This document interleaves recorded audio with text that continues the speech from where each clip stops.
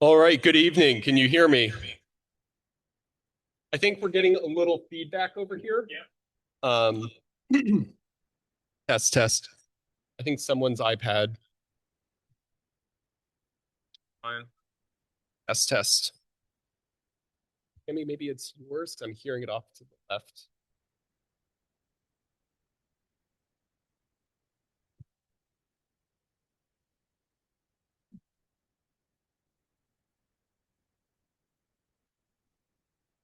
Test. 1 2 1 2. Oh, thank you, everyone. Give us a moment while we get the AV all settled out here. Okay, excellent. Okay, wonderful. Steve, can you hear us online?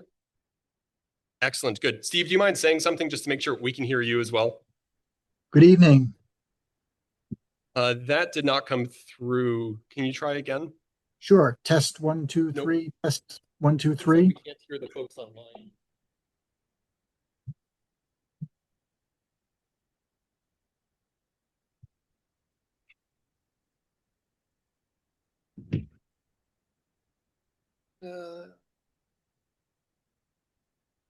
Steve, can you say something again?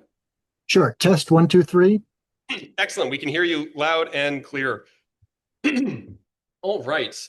We will go ahead and get started and call this meeting to order. Welcome to the Planning and Zoning Commission July 15th, 2026 meeting at 6 p.m. in the community room. Can you guys hear us in the back? No? Is this any better? Okay, thank you. Please continue to give that feedback throughout the evening. So we will begin by calling this meeting to order for the Planning and Zoning Commission for July 15th, 2026 at 6 p.m. Brian, can you call the roll? Sure. It's working? Okay. Commissioner Tabashnik? Here. Commissioner Lankowski? Here. Commissioner Langalis? Here. Commissioner Hempstead? Here. Commissioner Schulman? Here. Commissioner Jones? Here. Commissioner Wells? She's here. You hear me? Here. There we go. Yes. And Commissioner Hubers? Here. And Commissioner Bryce? Here. You have a quorum. We have a quorum. All of our alternates are seated for this evening. So we have one public hearing this evening. It is number 2026-41 RMSP, Manresa Osprey LLC, Longshore Avenue, and 0 and 3 Manresa Island, District 5, Block 86, Lots 1 and 2, zoning regulation and map amendment to create the special district, Manresa Wilds SDMW zoning district, and special permit application for a development park master plan public hearing. So before I turn it to the applicant to resume their presentation, I wanted to talk through the order of operations for tonight. So we will begin with the applicant resuming their presentation. At our last meeting, we heard a presentation that focused on the phases and the proposed uses for the zone. Tonight, we'll resume that presentation and discussion. We also have the Commission's traffic peer reviewer and TMP providing feedback on their assessment of the submitted materials. We will then take a break at approximately 8 p.m. And I am hopeful that by 8 p.m. we will have gone through the traffic impact assessment and addressed all of the commissioner questions so that after that break, we can turn to public comment. We will then adjourn at 10 p.m. tonight, where we then resume at July 29th at 6 p.m. here in the community room. I know that it's a late hour to get started on the public comments, and I wish we could start earlier, but it is very important for us to get all of the information into the record so that way everyone's comments are able to be on all of the material that is presented. I want to also acknowledge that we have received written comments, and thank you for those who have taken time to submit written comments to us. We continue to receive those emails. Staff will respond, pass along those comments to both the applicant and the commission, as well as post them online. So please continue to send these emails now and until our July 29th meeting at 6 p.m., where we'll continue the public comment here in the community room. With that, Steve, I see that you have your hand up. Go ahead, Steve. Sure. Just you're coming through very clear, Mr. Bryce. For the other commissioners that are in the room, when you're speaking, please make sure you're directly into the microphone.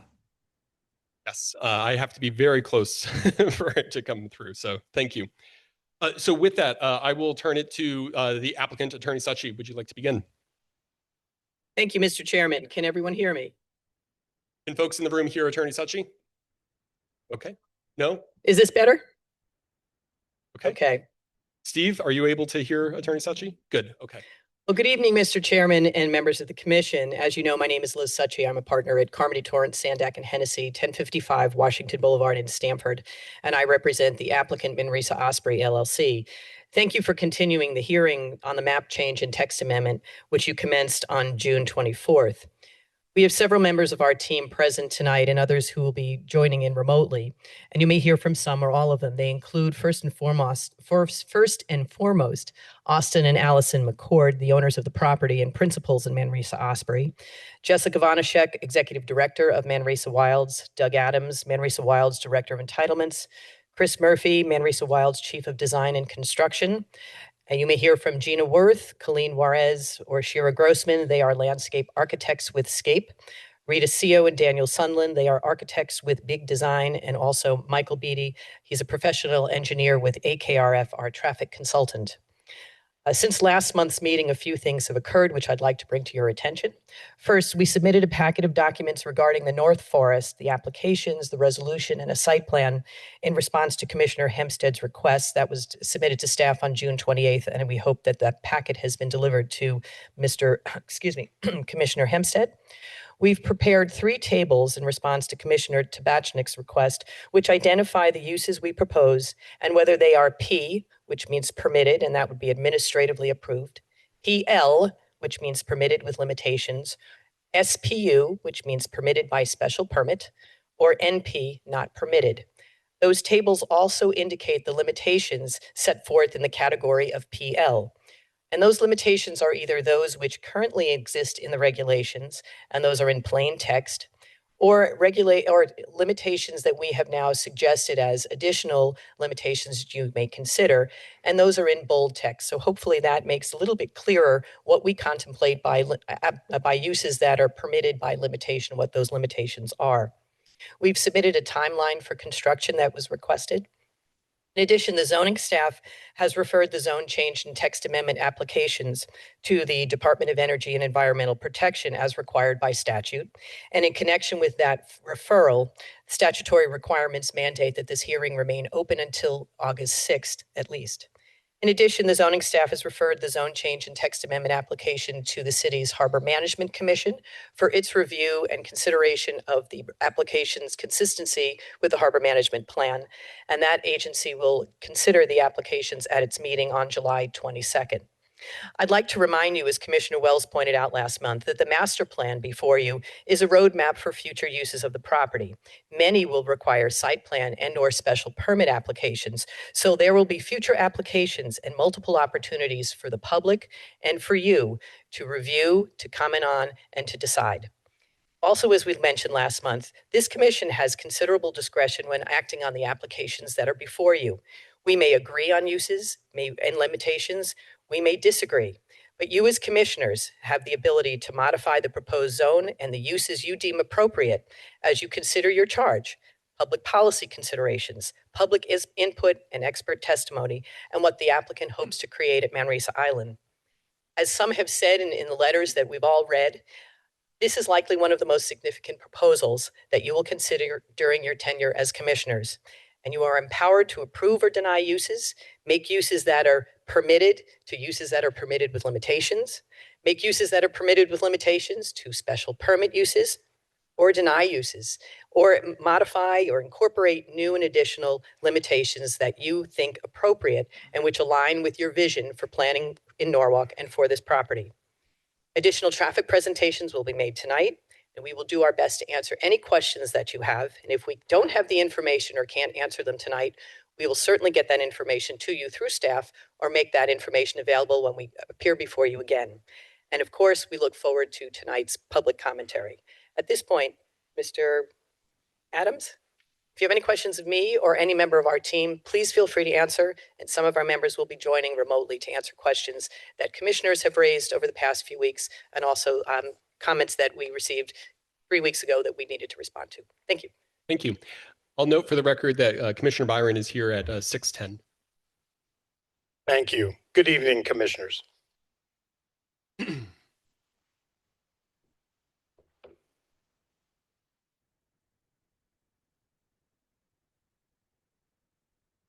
As Attorney Suchi mentioned, I'm going to address just a few questions that were asked at the last meeting by commissioners. I will skip over those that are addressed in the presentation to be cognizant of time. But Mr. Hempstead, you asked about the breakdown between existing structures and new structures. So the total in the master plan is 356,800 square feet. 266,500 are in the existing buildings as they exist today. That's 75%. And 90,300 are in various new buildings, 25% that are spread across the site. And you'll see more images of those later. Mr. Jones, you asked about the amphitheater and what that was referring to.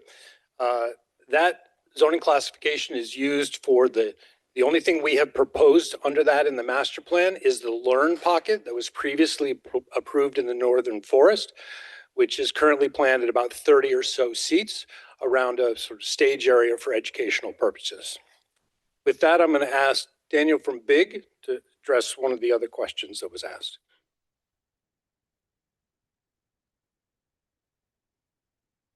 I Thank think you. he's on. So there was a question in regards to the environmental impact.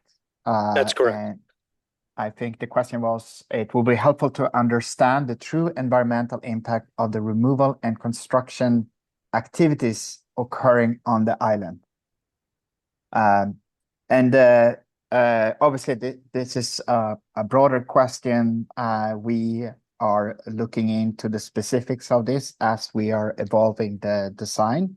But kind of a couple of general comments in regards to this.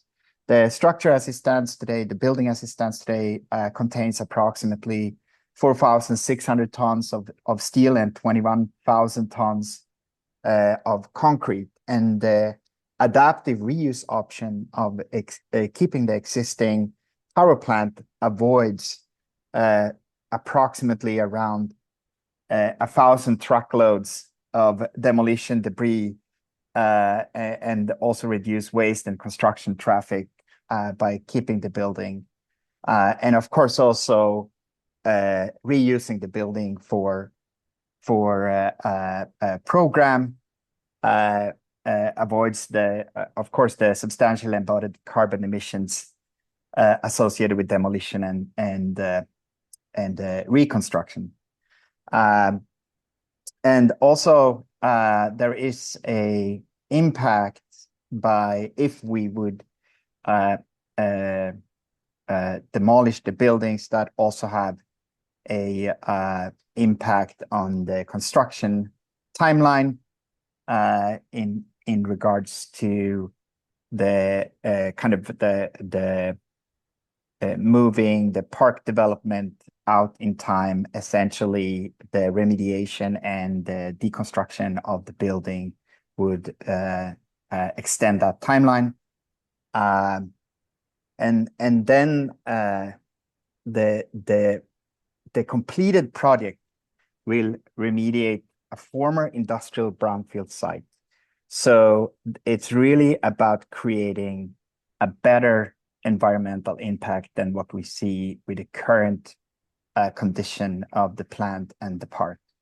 And of course, beyond the building, there's also an improved stormwater management throughout shoreline resilience, and of course, also delivering significant environmental and community benefits to the island as a whole. I hope that broadly answers the question. Happy to expand on any specifics if necessary. Thank you.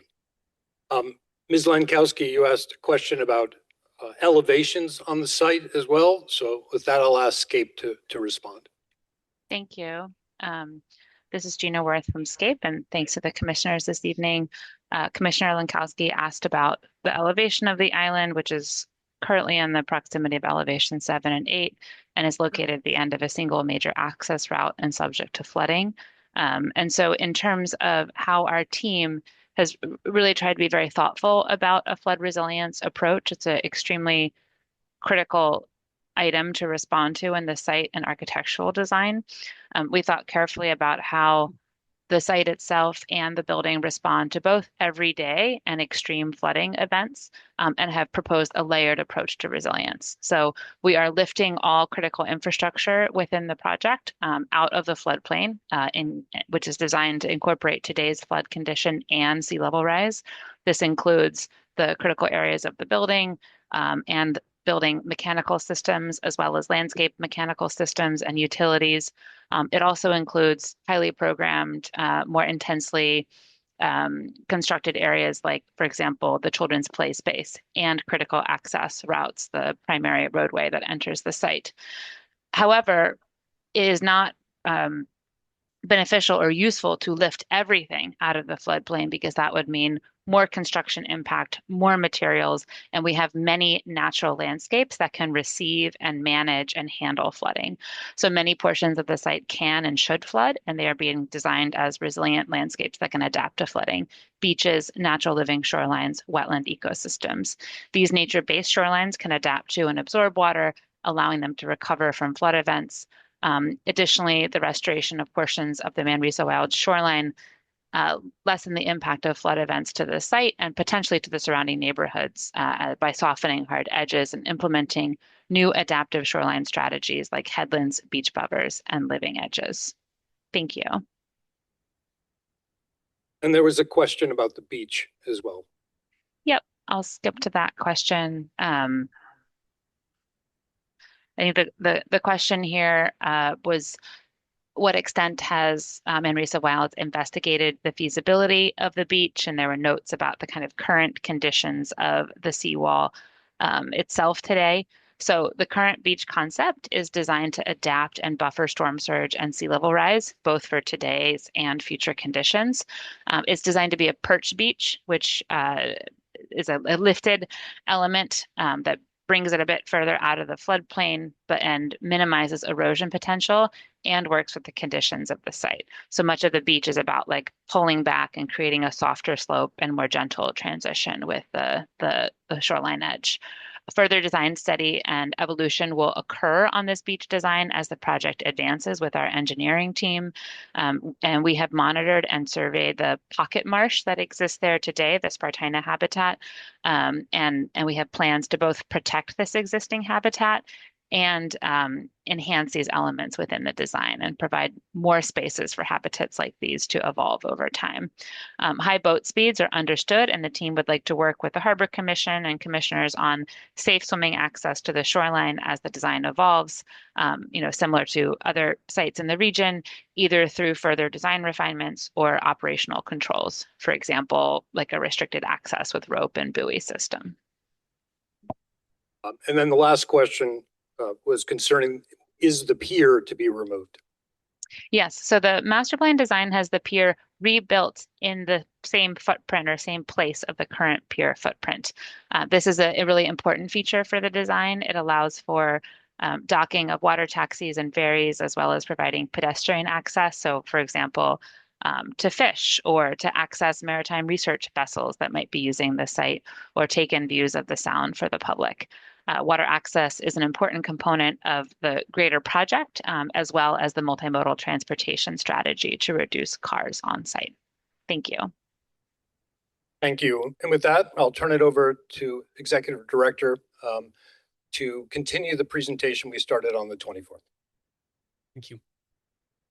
As a brief while the executive director is coming up, we do have a sign-in sheet for those who wish to speak. I believe it is behind the first row near the staircase. Similarly, if folks in the back are looking for a place to see, I see at least one seat up front here and maybe another one over there if you would like a spot to sit. Thank you. Before I turn it over, Mr. Hempstead, you also asked about the project timeline. We submitted that in advance for the which is available, but here is the overall master plan timeline. You see we're in third quarter of 2026 today. And these hearings, the Northern Forest is currently under construction, and we have begun working again with TMP and the city on full traffic counts, traffic study and review for upcoming applications, whichever they may be. We expect to file those if all goes well, and if this zoning in whatever form is approved in 2027. And phase 2 and the middle programs would then go under design and construction. Phase 3, which is the berth and the promenade, is pushed out, as you see here, into 2032 to 2035 because it's uncertain when the state of Connecticut that's using that for the walk bridge construction will vacate that and make everything available to Manresa Wild. So that timeline. And then phase 4 has no current timeline. That's a potential very future phase with other partners that need to be worked out, and there's no current exact timeline for that. Thank you. Thank you, Doug. Good evening, everyone. Evening. Jessica Vonashek, Executive Director of Manresa Wilds. Wanted to address some of the concerns that have been talked about over the last number of weeks. And I want to make sure that everyone knows that we've been reading everything that's been posted and that we've been listening with open ears and that we know that this is a public process and that we'll continue to get feedback and that we are taking that very seriously.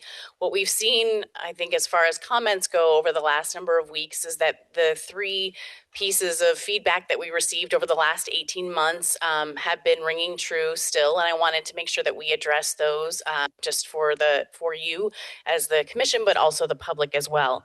We've been hearing about remediation, noise and light pollution, and also traffic. When it comes to remediation, we've been hearing a couple things. One, is the site safe for me and my family to go on once it's remediated? And the second is, how do I know that the remediation and is not kicking up the coal ash during this process? One of the things that we've been doing is monitoring each and every day, not only Manresa Wilds, but also third party to ensure that the coal ash is not coming up into the air while we do that. And we've been doing that with AKRF, our remediation team, as well as the Manifour team, which is doing the construction on the Northern Forest. But in addition to that, we're required, and I think it's really important to note from a legal standpoint, in order to be able to work with DEEP so that DEEP has a standard in place in which the property needs to be cleaned to a certain standard.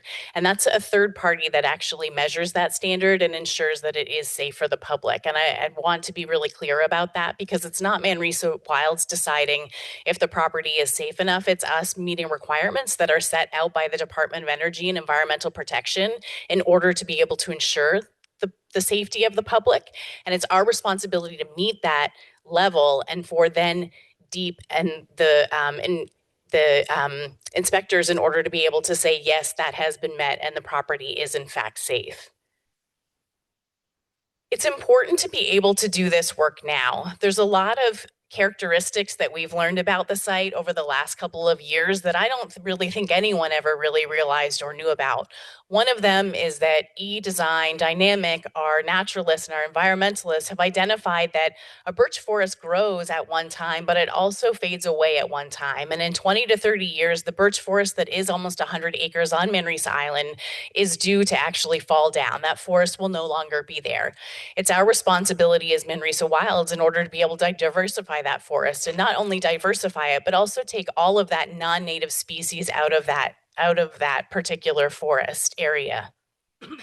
The other thing is that, as Doug just mentioned and Gina commented from SCAPE, the site will continue to be flooded. And it's our responsibility to understand how to build an ecosystem and a landscape that is not only resilient to flooding, but also can handle the flooding, where the materials and the plants can actually do what they need to do in order to be able to live on and be persistent in an environment that looks like that.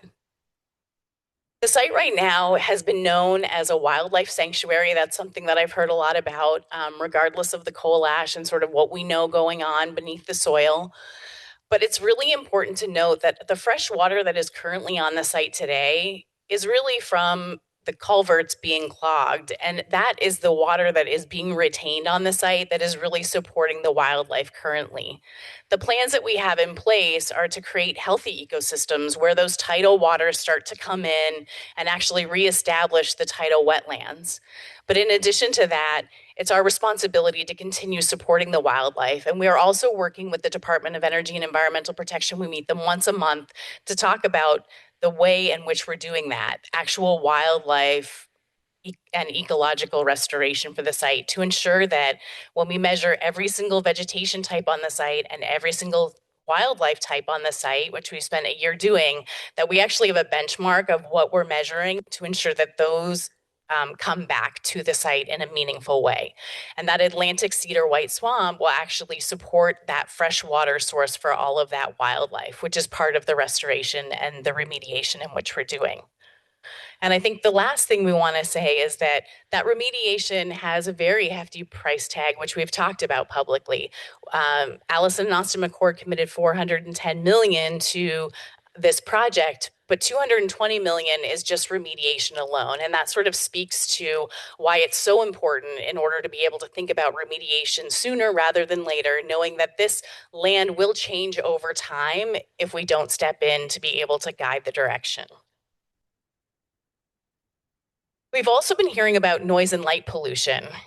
You know, one of the things we've been hearing is that there'll be potential for noise and light pollution issues due to the uses that are proposed for the district creation. We've worked really closely with SCAPE in order to be able to design the active uses down in the southern portion of the site.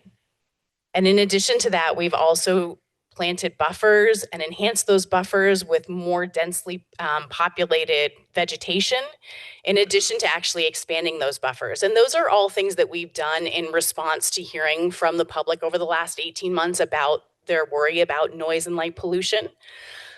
We've also redesignated sort of the trail system so that it's further in the site and actually changed the road system that comes into the site as well in order to be more hidden. And one of the slides that we put together here showcases that 4 out of every 5 acres of this space is green. We're going to have over 95 acres as green space. 14 acres, which equals 12%, is actually the beach and more water-related uses. And then 8% are the buildings and the parking and the plaza. And so this really rings true when we think about this project as a conservation project and restored ecology project, where of 125 acres, we will have over 95 acres that are actually remain and are retained as green space. I think the other thing to note on this slide is that of the 8%, the 10 acres that are building, those are where the buildings are pre-existing already. Daniel had just mentioned 4,450 tons of steel and 22,000 pounds of concrete, and those are all pre-existing buildings, and that's included in that percentage. But there's also some numbers that are on the right side, the map side, which showcase that it's 1/4 mile from the parking lot in the Northern Forest to Village Creek, and it's just shy of 1/2 mile from the building itself to Harborview. And so we wanted to make note that there is a very large distance between where those active uses are and the residents that are shown on the map here. And in addition, we understand that there are concerns, and we've made those changes that I mentioned in order to be responsive to the community's concerns. This is really the largest concern I think that we have seen from the standpoint of Manresa Wilds and what we've been hearing.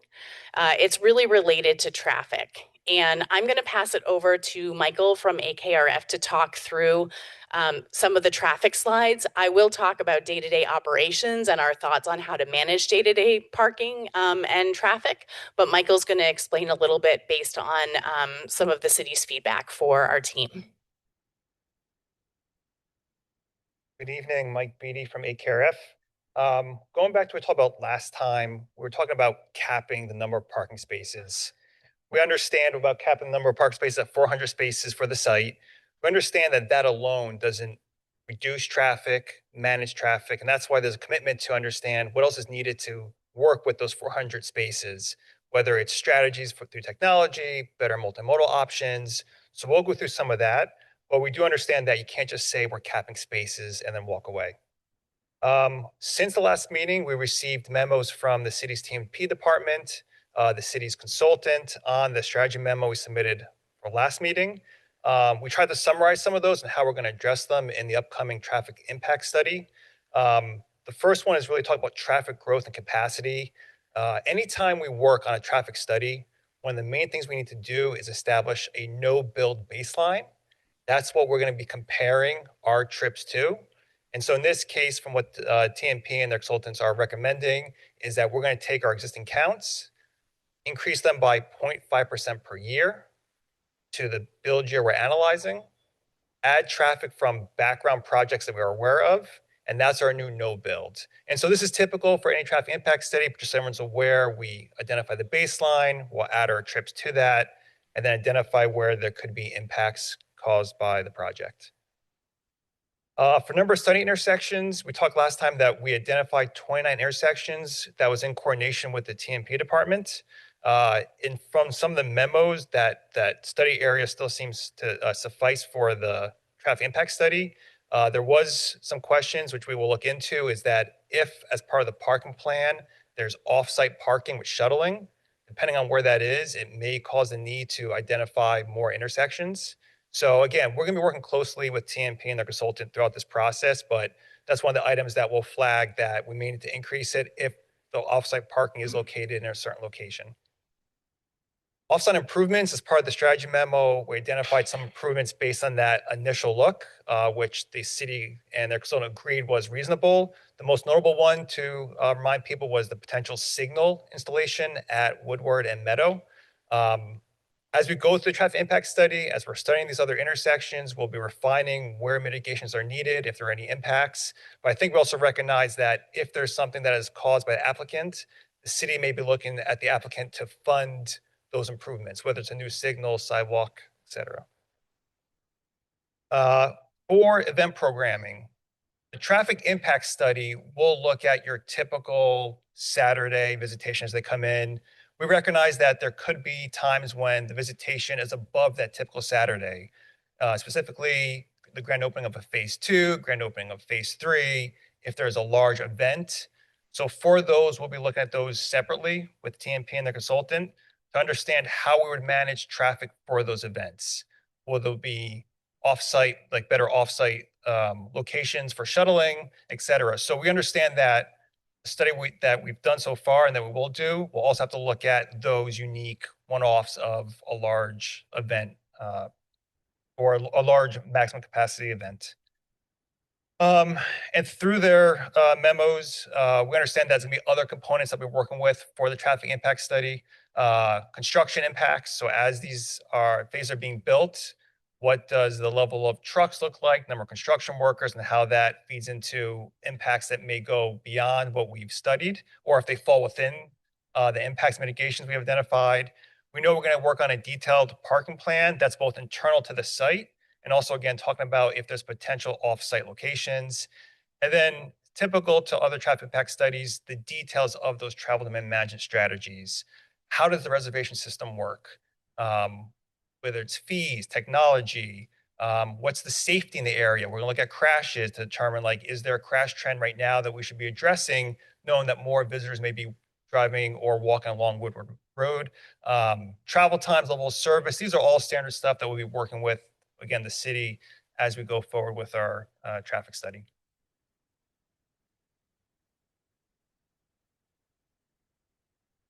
I think one of the big takeaways is that we understand that people are concerned with traffic. And we also understand that it's not just about planning, but it's actually about day-to-day operation. So even if you create a plan, you need to understand sort of how people are responding to that plan. And it's our responsibility. And we understand that. We agree with the process and we understand what the city is asking us. And we are fully aware and prepared to be able to do the things in which we're being asked to do. One of the things is transportation is really a core responsibility of Manresa Wilds, and it needs to be proactively and consistently measured. And also we need to be responsive to that. We need to be responsive to understand how people are getting to the site, the way in which they're getting to the site. And that's not just one moment in time, that's measuring over time and meeting with the city and being able to manage on an ongoing basis. I think sometimes we think that there's a plan in place and you sort of say, okay, that's fine. But I think one of the things that we want to be able to say is that when it's a neighborhood traffic problem, it's also a Manresa Wilds problem, right? It's one and the same. It's not a separate issue. We understand that if there's traffic in the neighborhood and it's putting people under pressure, it's probably putting the park under pressure too. And so we need to be good neighbors in that, and we need to mind that. One of the things that we've talked about internally are just different ideas on how we start to think about traffic and the responsiveness in which we can embrace in order to be able to get where we need to get to, both in partnership with you as the city, but also in partnership with the neighborhoods as well. One option that we were talking about was that the city could, in fact, cap the number of people who are allowed to enter the site by private vehicle. In addition to that, we also thought of an idea where the city would be able to charge a surcharge or some sort of fee for those who are coming to the site on a private vehicle. We would manage that traffic number and we would actually provide that surcharge fee back to the city. We would provide that back on an annual basis. But there's tools in order to be able to figure out how to control the number of private vehicles entering the site at any given time. In addition to that, another option might be that we reduce the parking spaces in use, that although there are 400 parking spaces proposed for the site, maybe we use a lower number than, and we understand what traffic pressure that's putting on the system, and we understand how to be responsive to that, and if we should increase that or if we should lower that. And again, Manresa Wilds would manage the traffic to the parking cap. And so we're not saying that either one of these is the option to choose, but we're just saying that these are things that we know we need to consider, and we are considering, and we're happy to consider. We are comfortable being able to talk to the city about being able to understand how to manage parking in a meaningful way and therefore traffic in a meaningful way. And so that out there, those as examples as things that we're talking about internal sense of being able to prep up our team from an operational standpoint. The other thing that we've been talking a lot about is just utilizing what's already in place. Within 2 miles of Manresa Wilds, there are 4,500 parking spaces that have been constructed. 3,000 of those live at the Sono Collection, which we've already been talking to them about utilizing a portion of their parking. In addition, we also have been looking at the Metro North schedule. There's 54 trips per day between Monday and Friday to the South Norwalk train station and 30 trips a day on the weekend to the South Norwalk train station. We've been talking to the Norwalk Transit District about being able to run a continuous shuttle that would take people from the Sono Collection and the different train stations to Manresa Wilds, and understanding how that would work and where we would be able to align missions and goals in order to be able to serve the public better, but also be responsive to traffic. The other thing I wanted to note is that right now the Northern Forest is under construction. We've included a bus stop for the transit district on our site, along with the shelter as well. And we've been talking to the Norwalk Transit District every couple of weeks in order to be able to understand how a route can incorporate an additional stop at our site. I think the second thing that we've been looking at internally is not only how to get people to Manresa Wilds, but really just the question of how do you get people to the city of Norwalk? There are so many things that are happening here, whether it be Stepping Stones or the Maritime Aquarium, Lockwood Mansion, the Norwalk Art Space. It's not really a question about getting people to Manresa as the first stop. It's really just getting people to the city of Norwalk and understanding how to move them the last mile to our stop. And so if they are using one of those 4,500 parking spaces and visiting Sono Collection and then eating downtown at Match or Washington Prime, then how are we getting them to the site for the afternoon that they would like to spend with their family? And so this diagram is more about sort of an economic development diagram, which is really a shared visitation should just lift each other up. We know that 550,000 people go to the Maritime Aquarium each year, and we think that our demographic and people who are going to visit our park are very aligned with the Maritime Aquarium visitation and patrons. And so if they're already in the city of Norwalk, then we should be thinking about how we're actually bringing them that extra mile. They're already in our road system. They don't necessarily need to use Woodward Avenue to get to Manresa Wilds. We can help them get there. Hey, folks, I'm going to ask that you try to withhold comments while the applicant's speaking. We will do the same while you're giving comments later today. Thank you. Please continue. Thank you. The other is we'll lead by example. On a summer day, we may have up to 100 people who are actually working on site. That means that there are people that are doing landscaping and maintaining the trail systems and doing the pilot planting and doing some of our programming, whether that be for the schools or whomever is on the site at any given time. But we've been working towards building a plan where 100 people actually park off-site. We do have about 30 parking spaces that are associated to that maintenance building that is shown on the district use plan. But we will commit to having our employees park off-site, and we'll commit to having those employees enter the site through a shuttle or through a bus. I think this is one that we want to spend a little bit more time on, and Michael's going to come up again and just showcase one of the examples. But there's been a lot of changes that have happened over the last decade in the use of technology and being able to visit things like going to a park or going to a mall or going shopping, going to the library, doing all of these things.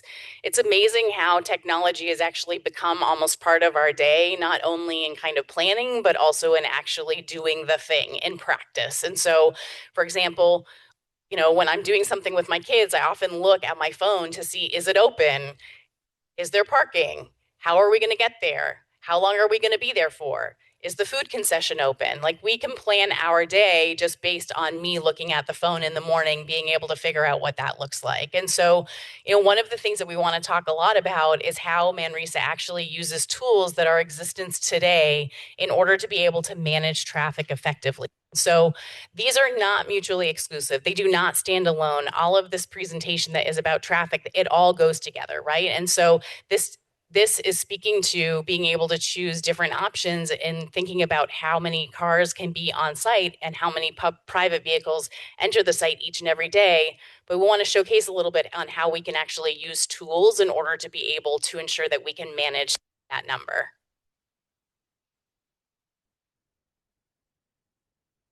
So one of the things I wanted to talk about was this idea of this reservation system, parking caps. I want everyone to know that this is not something that Manresa is piloting, or this is the first time anyone's ever done something like this. This is a tool that's actually used pretty effectively for these sort of recreational sites. I think last meeting I talked about large sites like Muir Woods. I talked about hiking areas like in Cold Spring. But more locally, if you look at the Squan's Pond State Park in New Fairfield, on weeks and holidays, they have a reservation system that you have to use. People know to go to the website. They know they have to log in their vehicle information to be allowed to drive to that site. Now, some of the details you see here in terms of the advancement of 14 days before you could go, the price, the who's allowed to go in, it doesn't have to be consistent to what is done there. For instance, I think last time we even talked about, while you'll need a reservation for a car to come to the project site, if you're walking or biking or taking a shuttle, you don't need a reservation. You're able to still just access the park. So again, for Squan's Pond State Park, you go online, you fill out the information, and you pick a time, and that's when you show up. So it's something that's been done, locally. It's been done effectively. If you ever hear about stories from Muir Woods about, instead of just letting it open, any state national park, these are tools that are used to effectively make sure that you aren't inundated with traffic beyond of what you could handle. And again, this ties into all the other items that you're working with. The big one being making sure that people are knowledgeable about this through social media, through variable message signs, but also making sure that if they still want to come to the park and they can't drive, you have to give them options. So, I mean, not to go over everything that was just said, but using that route 2, that transit line from the train station and extending it with little effort into the park is a big step to allowing someone to say, all right, if I can't drive there today, but I really want to go, the train and the shuttle is a viable option. Off-site parking when needed, off-site parking, but I know I could park someplace and still get the shuttle to the site, and improvements along Woodward. We have sidewalks that end. Constructing those sidewalks for that last bit to say, not only want to walk down there, but then I can walk into the park. Those are all tools that, again, work with the parking capacity. And those park capacities, again, you could ratchet up, you could ratchet down. It's really a tool you could use day by day based on the event, the weekend, the season, etc. So I don't want anyone to think this is something that we're trying for the first time. It's one of the probably most used tools for managing visitation for these recreational uses.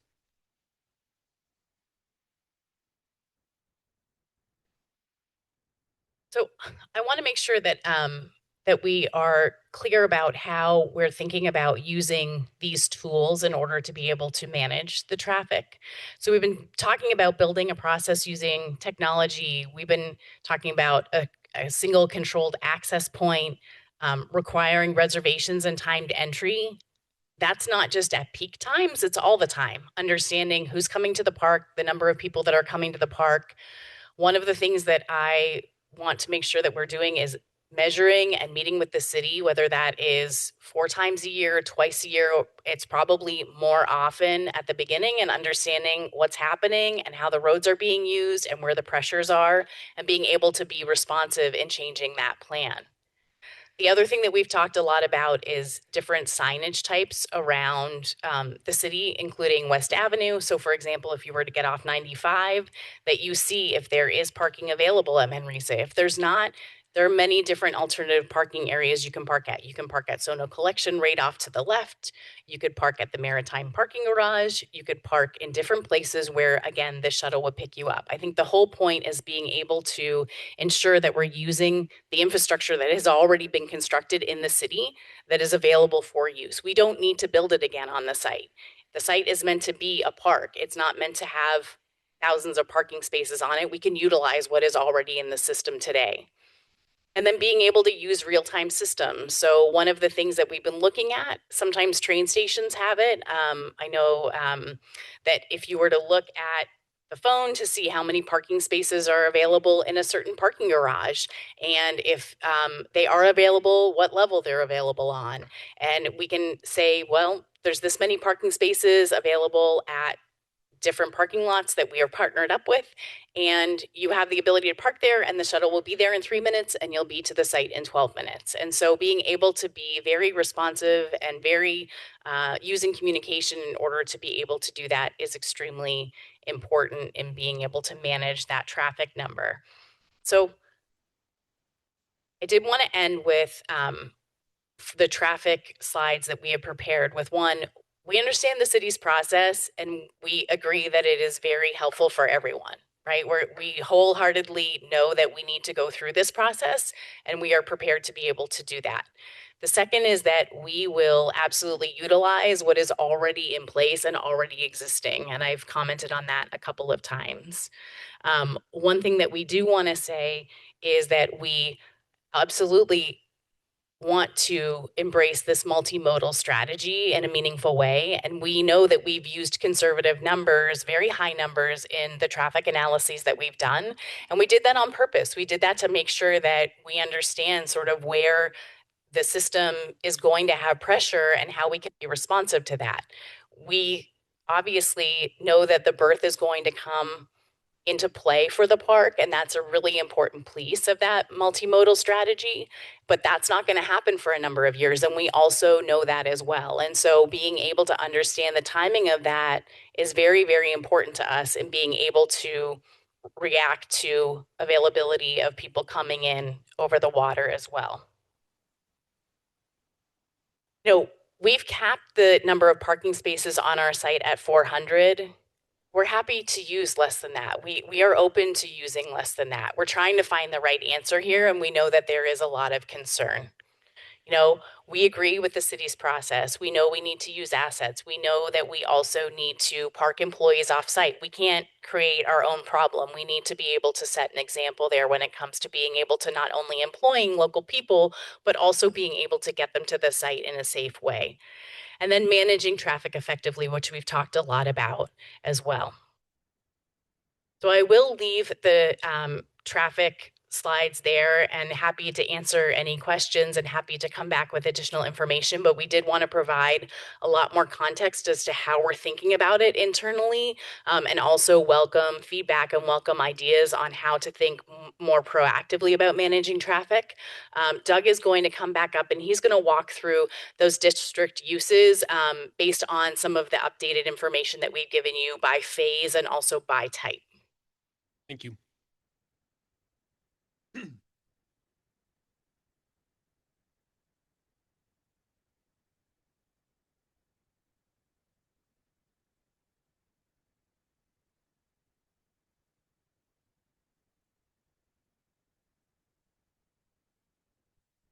Thank you, Jess. Just briefly, as I mentioned earlier, the district has proposed various uses, and in consideration of what the current zoning regulations have, we've identified uses as P, and it shows that up there, permitted, and that's a use that would be allowed by a zoning permit over the counter issued by staff. Uses permitted with limitations, those are allowed uses, but only if they meet certain requirements or specifications, standards, or conditions that we have identified in the limitation listing. That may be a certain cap on square footage. It may be a requirement for a site plan in application. It may be a requirement for a special permit if a use is over a certain amount of square footage. But we thought we were rather careful and deliberate in terms of what those additional uses limitations may be above and beyond what the regulations already require for many of the uses. The third category is a special permit use, and you're fully familiar with that. Not all uses are permitted. Not all uses are permitted with limitations. Some uses would be permitted with special permit.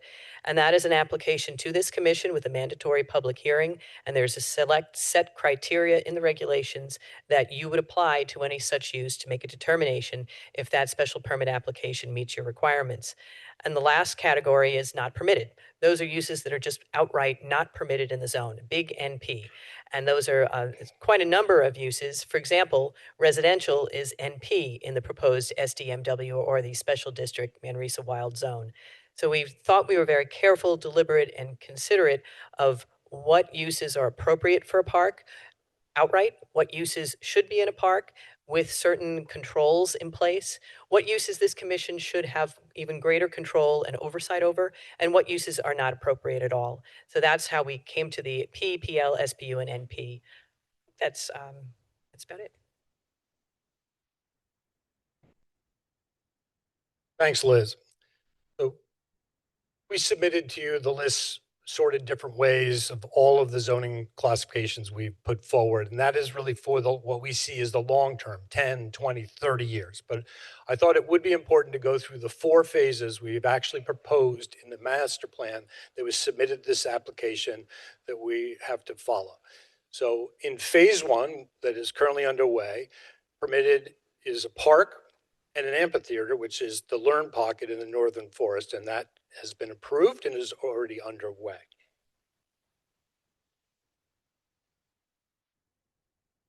In phase 2, what you see is the bulk of the park and existing buildings with 2 new outbuildings. Permitted would be government charitable organizations.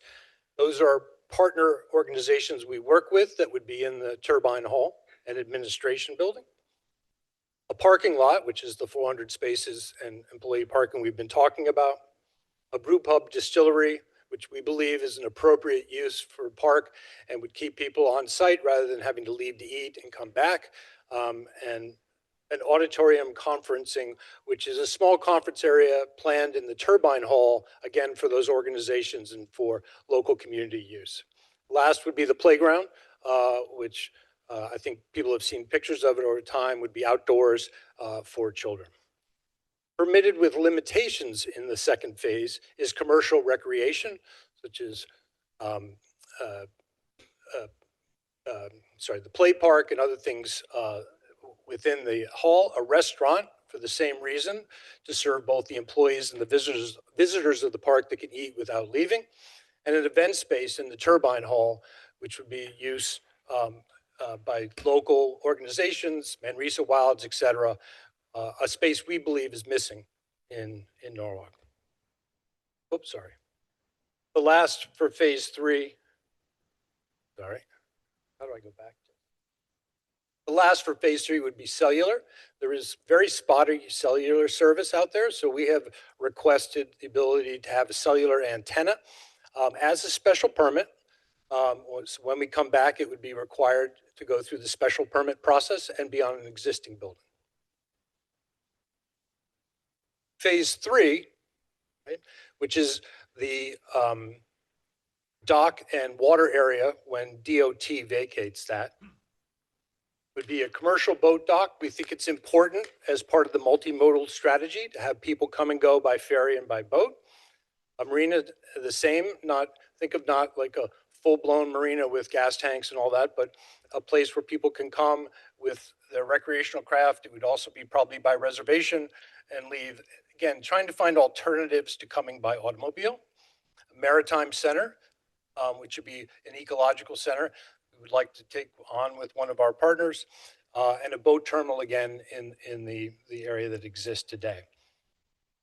Boat building, which we believe is an excellent educational and nonprofit use. Boat sales and rental, which is limited to kayak rentals on site for putting in and off. And boat storage, which would be limited for boats of Manresa Wilds and our partner organization. We're not trying to create a boat storage business here. The harbor port facility and recreational boating fishing facility, we believe, are recreational activities that make sense here in the park. The special use permit would be a transportation terminal, again, with the anticipation that we would like to see the existing ferry service or perhaps new ferry service utilize the berth here to be able to bring people to and from the site by water. And last, on phase 4, which again has no current timeline, but a research and development facility, we'll be doing a lot of work on site with our experts as well as partners, and that may lead to research and development opportunities related to those activities. Same with a research lab, marine, and an auditorium and conferencing center. I think at some point having a small auditorium for educational use, civic use makes perfect sense. And phase 4, that may be then the need for additional restaurant space and commercial recreation, which would be the vertical sort of play area indoors for off-season that people, I think, have seen if they've been to some of our events.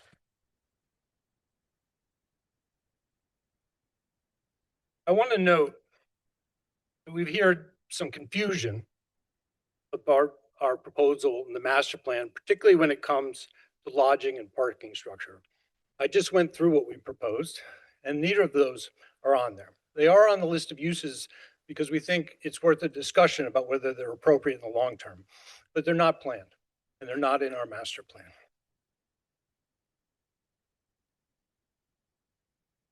During our public outreach, we heard a lot of people concerned about overnight stay and lodging, but we actually heard people in favor of it too, or thought that it could be appropriate. They might utilize it. People that come to the park might stay over and not have to leave and then come back and create additional trips. So we understand the sensitivity of this, which is why we put it in, but as a special use permit process that would require this commission and the public would be required to weigh in as part of a public process if and when that was ever proposed, but it's not proposed now. Right now, we're proposing surface parking, and that's what's in the master plan. That's what we intend to do. If parking needs to be reorganized down the road, or there's a decision that future uses in phase 4 require some additional parking, we think it's appropriate as good stewards of the land, whatever that number is, it can be configured in different ways, whether it's a garage or a lot. If it's 400 spaces, it's the same amount of spaces, but it's twice or 3 times the land area. So we just think it's appropriate for the public through the process, but that a fully screened garage, or whatever might be approved in the future, could be the appropriate way to be good stewards of the land and avoid just paving more of the island we're trying to restore. But again, I want to stress that neither of those uses are currently or planned at all in the master plan. And that was what was submitted. So with that. Thank you. Mr. Chair, I wonder if I could ask Doug shouldn't. a question. Just pull the mic closer to you. Yeah, I'm trying to do that. Yes. This is not a question for Manresa Wilds. It's actually a question. Steve, if you're still on the line, because this is a request special permit and because it's a special permit for a master plan, does the commission have the right to change in its approval should we see fit some of the things that are permitted, some of the things that are permitted with limitations, or some of the things that are required require a special permit. For example, and I'm choosing something that, to the best of my knowledge, doesn't exist. For an auditorium, if one is permitted, and under our regulations, it could have 200 seats as permitted. Can we, under the special permit, limit that number to 150 seats or to 100 seats? Yes, you have, I'd say, very broad discretion this because this is a text amendment. So within that, you do have broad powers to say yes or no. You can put limitations in. You could not allow uses requested by the applicant. You can talk to them about additional uses if that were to pop up as well. I would say just be mindful of once the hearing is closed, you cannot have dialogue with them any further. So if there are items that you had, concerns about or wanted to broach limitations on, like, say they had, and again, I think we'll have to take a really close look at the revised use tables that were provided by the applicant to go through those, very thoroughly before anything is, decided upon. But, based on that, it would be good to have a good dialogue with the applicant before closing it, because you don't want to necessarily impose something that was not requested or considered. That way you're kind of not giving them the opportunity to respond or, make their case for one use or another. But I think that would be between now and the time the, closes by the applicant to, really get into those uses very clearly, look at the limitations. And, staff is going to do the same thing, ask questions, make sure we fully understand the impacts. We did, this is a little off topic, but we did provide some additional text to what they submitted to give the commission additional oversight on the new phases before they come online, to give you another bite at the apple of each phase to make sure you're comfortable with the uses within that phase. I should make it clear, I didn't bring this up because I have a particular issue. I brought it up only because this is when the presentation on what's permitted came up. I'll hold my fire until I've heard what the applicant has to say and what the public has to say. Thank you. Thank you. So I'm not going to go through these line by line. I know we want to get on to questions and to public comment. These are the uses, and it's been submitted, and I'm sure it'll be made public, of what was submitted for permitted. These are the uses that are submitted as proposed for permitted with limitations. For instance, Commissioner Schulman, we proposed 150 seat cap on any future amphitheater for discussion. These are the special use permits. So those uses that would require special use permit process, including public hearing. And these are the not permitted uses at the site.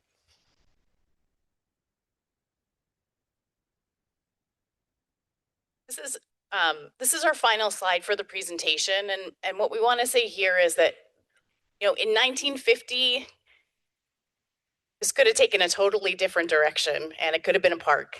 And I think a lot of people wanted it to be a park, and we've definitely heard what a lot of people do not want, which is for single-family housing to be the zone for this particular property. I think this allows us to not reverse time, because that's impossible. We can only move forward. And we can have over 90 acres of open space on the Long Island Sound that is open to the public for absolutely no cost.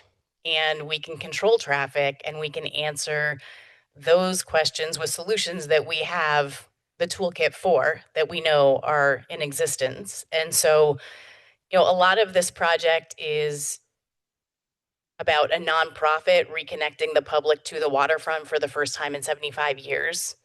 There's no return on investment box on this spreadsheet. It's absolutely for the public. It's supported through philanthropic donations and funds, and we've absolutely 100% committed to not taking local or state dollars in order to be able to support this project when there's a lot of projects that look like this across the state that have received funding.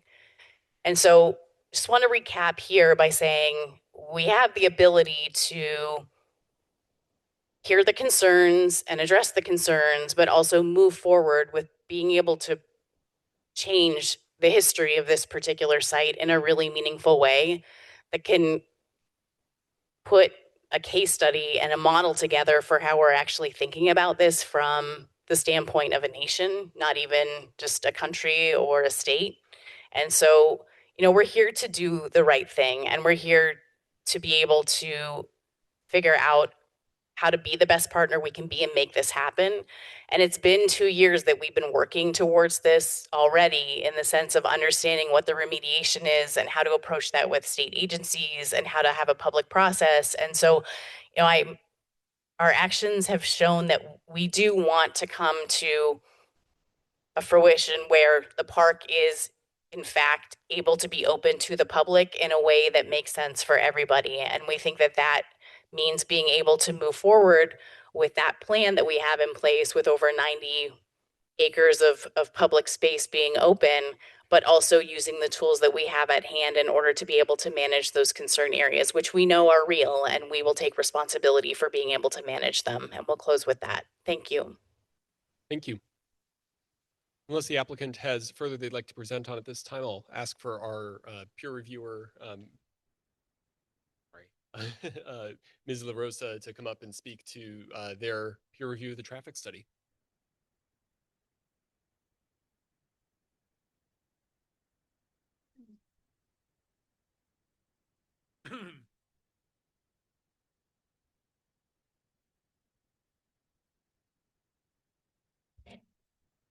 Good evening. I'm Amanda La Rosa with Creighton Manning. I'm a professional engineer. Please directly into the mic if you can. Thank you. While Ms. La Rosa is getting set up, I do want to remind folks that there is a sign-up sheet right by the staircase, and there are some open seats if folks would like to sit. Please, go ahead. Good evening. Can you hear me better? I'm Amanda La Rosa with Creighton Manning. I'm a professional engineer, and we did submit a letter in response to primarily the AKRF memo on their traffic methodology. I think today's presentation covered a lot of it, so I'll try to be brief in the main points. We do need a lot more information on the parking program. That will ultimately determine a lot of the offsite impacts. And we're expecting a much more robust study, as you've heard, and that will come later in the process after they've identified some very specific about the programming on the site, which will really come out of the approvals that this board grants. So I think I'd like to open it up to any questions that the commission has of me before I just ramble. Sure thing. Are there any questions of our peer reviewer at this time?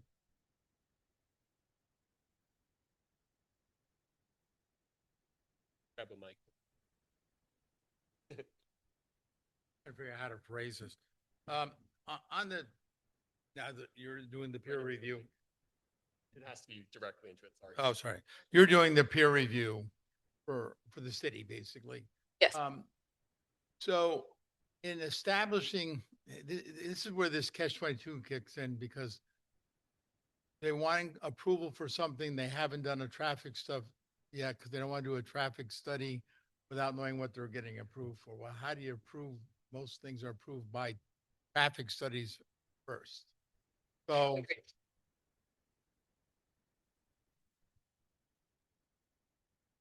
So do you have an ask list of what you'd like to see studied before approval? Have you gotten any communication from anybody from staff or anything, or have you been asked?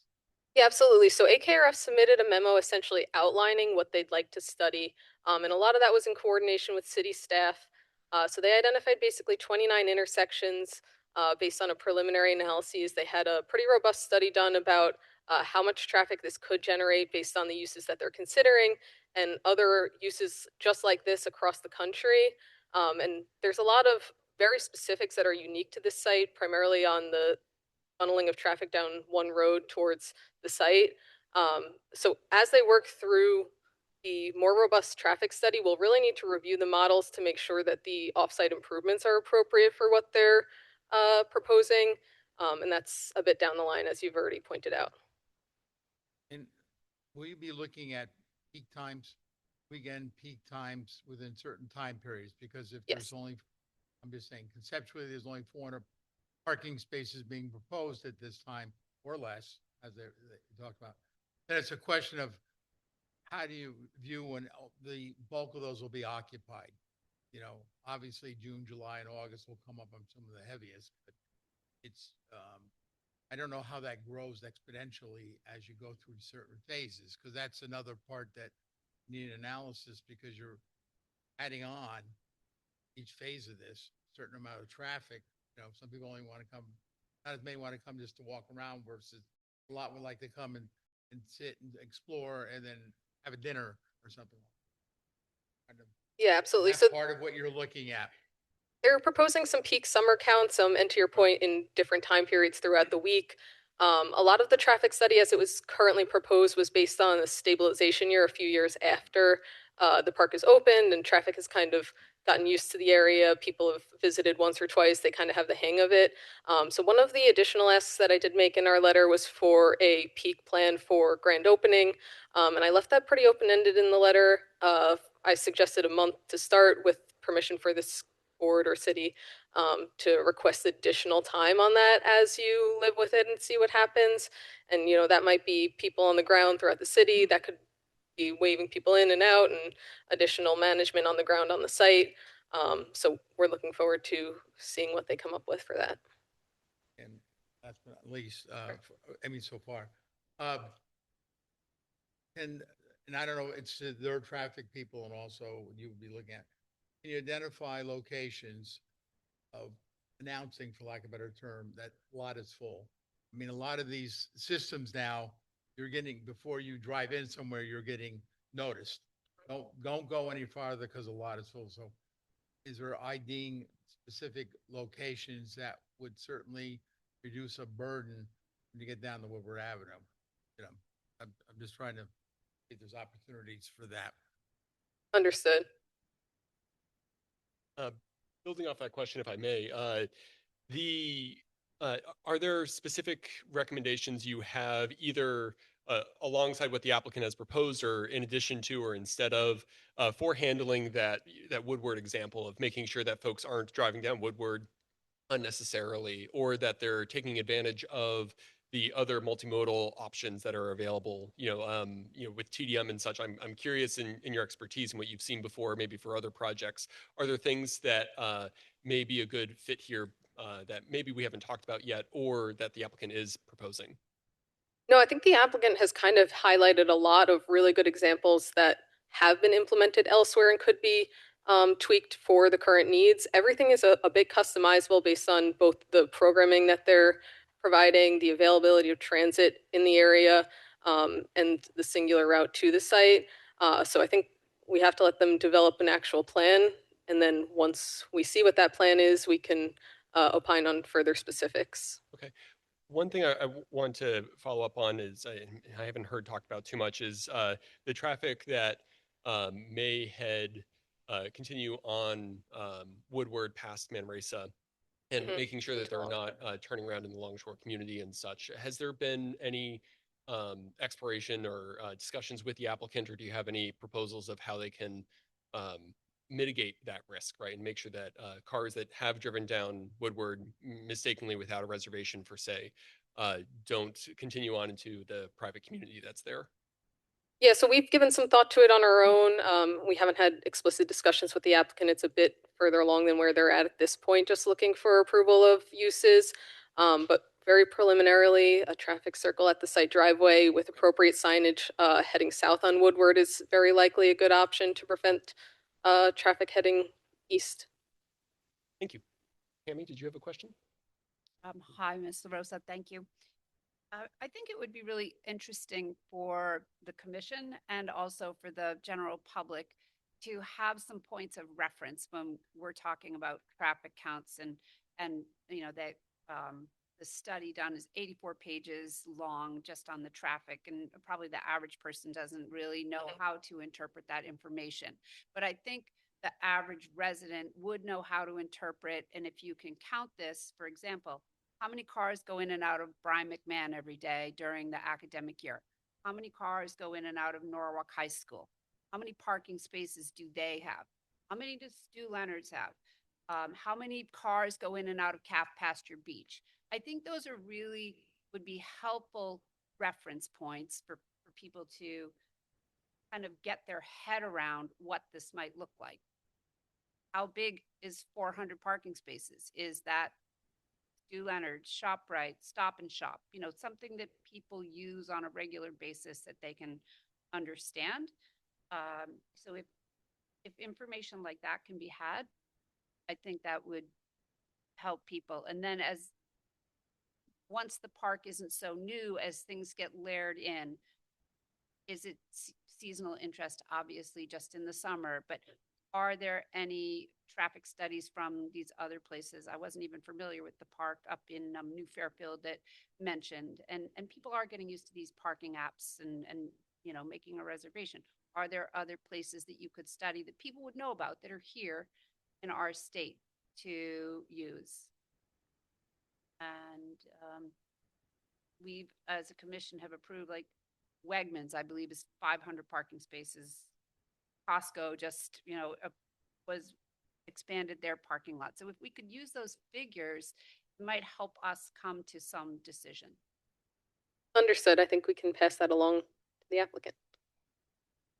I think Harvey had next. Go ahead, Harvey. Yeah, can you comment in general about the efficacy of limiting on-site parking as a method of traffic limitation, like especially in urban environments? Like what does that do to demand, and how much of that demand is like displaced onto other modes? How much of it is displaced into kind of off-site parking that is not formally on the site, and how many of these trips are entirely prevented? Yeah, so there's not an exact formula to answer your question. It's very site specific, and they're still working to vet all of the solutions that would have those answers.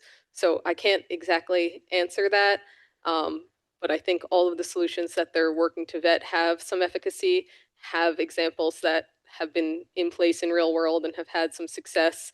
The study that they referenced from Orchid Consulting spoke to some of it. And it sounds like they are in the process of looking into a lot of TDM and parking management that should work to a solution. I just want to piggyback one thing, because I wrote down a note also. Could you find out the parking for Calf Pasture Beach, including Taylor Farm? Including, I'm sorry, Taylor Farm? Calf Pasture Beach and Taylor Farm. I don't know if the city's ever done a traffic report, because you'd have to capture it after the marina. Going down to Cove Marina, you have to capture going into the park or the other site, because it's a good example of a mixed use. There's a restaurant, there's ball fields, there's volleyball there, and there's beaches. So, and the kayak launching and a sail school and the Coast Guard. So it's probably one of the best examples of something similar but different. They have more acreage or more passive areas versus activities there. So you can find out if the city has any kind of inkling how many cars go to Calf Pasture on any kind of daily basis, but at least find out the parking in those two areas. Yeah, I will talk to city staff and report back. And to piggyback onto that, the Maritime Aquarium as well. You know, the capacity of that garage, how many cars go in and out of there every day. I believe it's open every day of the year, except Easter. Are there other commissioner questions? Or no? Do you have more that you would like to add on the peer review side? I think that covers my end. Excellent. Well, thank you, Ms. LaRosa. I appreciate that. I believe we also have city staff from TMP here. If you guys would like to provide some comments, please, I invite you up to the podium. I believe Mr. Young is going to represent TMP this evening.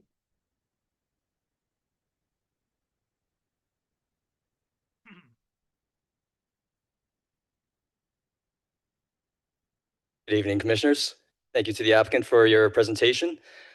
So from our perspective, a lot has already been addressed, and we appreciate the response back to our comments letter that was submitted to you guys. I think I won't dig into the details of our comment letter and restate what's already been stated. The main points that we want to convey here tonight is that we definitely need to have, I think, as Mr. Kleppen said, another bite at the apple for each phase going forward. At this point right now, there are a lot of unknowns given the the exact mix and sizes of the land use contemplated. I know there's some information on the sizes in the master plan summary, but I think that's a little conceptual and it's early. And there's also some land uses in the proposed land use table that aren't even included in the master plan summary, like the potential amphitheater or hotel. So to make informed recommendations on anything, we need to have accurate land use projections, and from that we can get actual traffic, trip generation projections, parking generation projections, and we need to be able to do that and review each phase holistically. Reviewing each land use individually is also hard because there is a lot of interaction between each land use. We want to see how each land use is, they have some shared trips and there's a lot of interaction between all those. So reviewing each phase holistically is going to be very important. And we want to see that in a traffic impact study or TIS and transportation demand management or TDM package for each phase.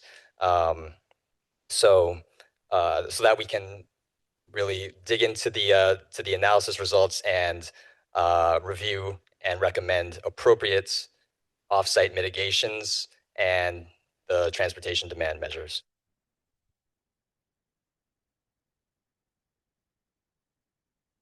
I will remind folks, please hold off on comments and reactions. We want to get to your public comment as soon as possible.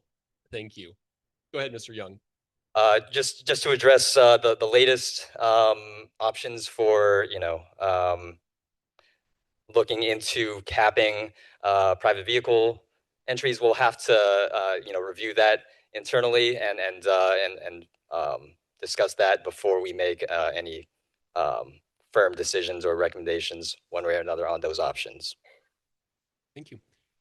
Mr. Hubers, I see that you have your hand up. Sorry, John, I missed that if you had it from before, but please go ahead. I just want to ask folks again, please speak into the microphone. It's really hard to hear some of you. Oh, are you saying that you're having audio problems? Sorry, I didn't catch the end of that. Just ask you folks to speak into the microphone. It's really hard to hear some of the commissioners. Thank you. Please interrupt sooner in that case. That way we make sure, especially the Zoom recording is captured fully. And for those, because I see that we have 76 attendees online as well. So I want to make sure that we're capturing all the audio for them as well. So yes, please speak directly into the mic for everyone, please. Thank you. Are there questions for Mr. Young while he is up?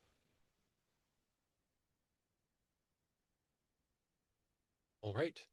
Thank you, Mr. Young. Oh, was there someone with their hand raised up? Ms. Peterson? Oh, I think that, where is that? Oh, I see. So that is someone from the public who has raised their hand, and we will get to public comment a little bit later. Thank you, Ms. Peterson, for raising your hand. All right. Thank you. I appreciate that. Thank you both for your comments. I'm not sure if the applicant would like an opportunity to respond to anything that was discussed a minute before or add anything from the questions we had. Excellent. Are there further questions from commissioners? Please go ahead, Anna. Yeah. Right into the mic. Couldn't figure out when was the right time. Sorry for jumping in. This is a question, I guess, to the applicant. In the use table that you guys gave us last meeting, there's 2 uses that are not on the use tables that you prepared for this meeting, and thank you for preparing them. They're super helpful. They both were originally on the use table as permitted with limitations. It was sports court and ship storage. Do you know why those 2 uses are just not on the table anymore? I'll double confirm, but I believe those are accessory uses, and we did not provide a whole set of tables for accessory uses, but I can confirm that and get back to the commissioners. Thank you.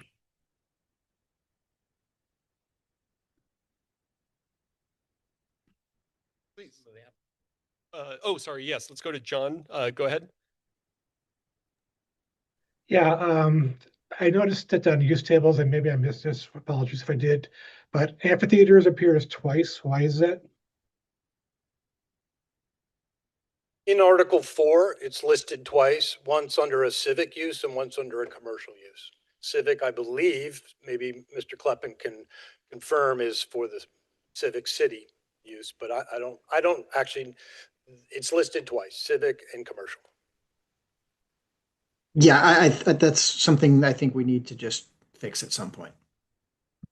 Is that something we can fix as a part of this application while we're amending the table, or do we need to take that separately? I think we would take it separately. I think we'll make Okay. clear what's being requested and what's being approved, if anything, but that we'll address separately. Thank you. Go ahead, Doug. Right into the mic. Just a couple ancillary questions.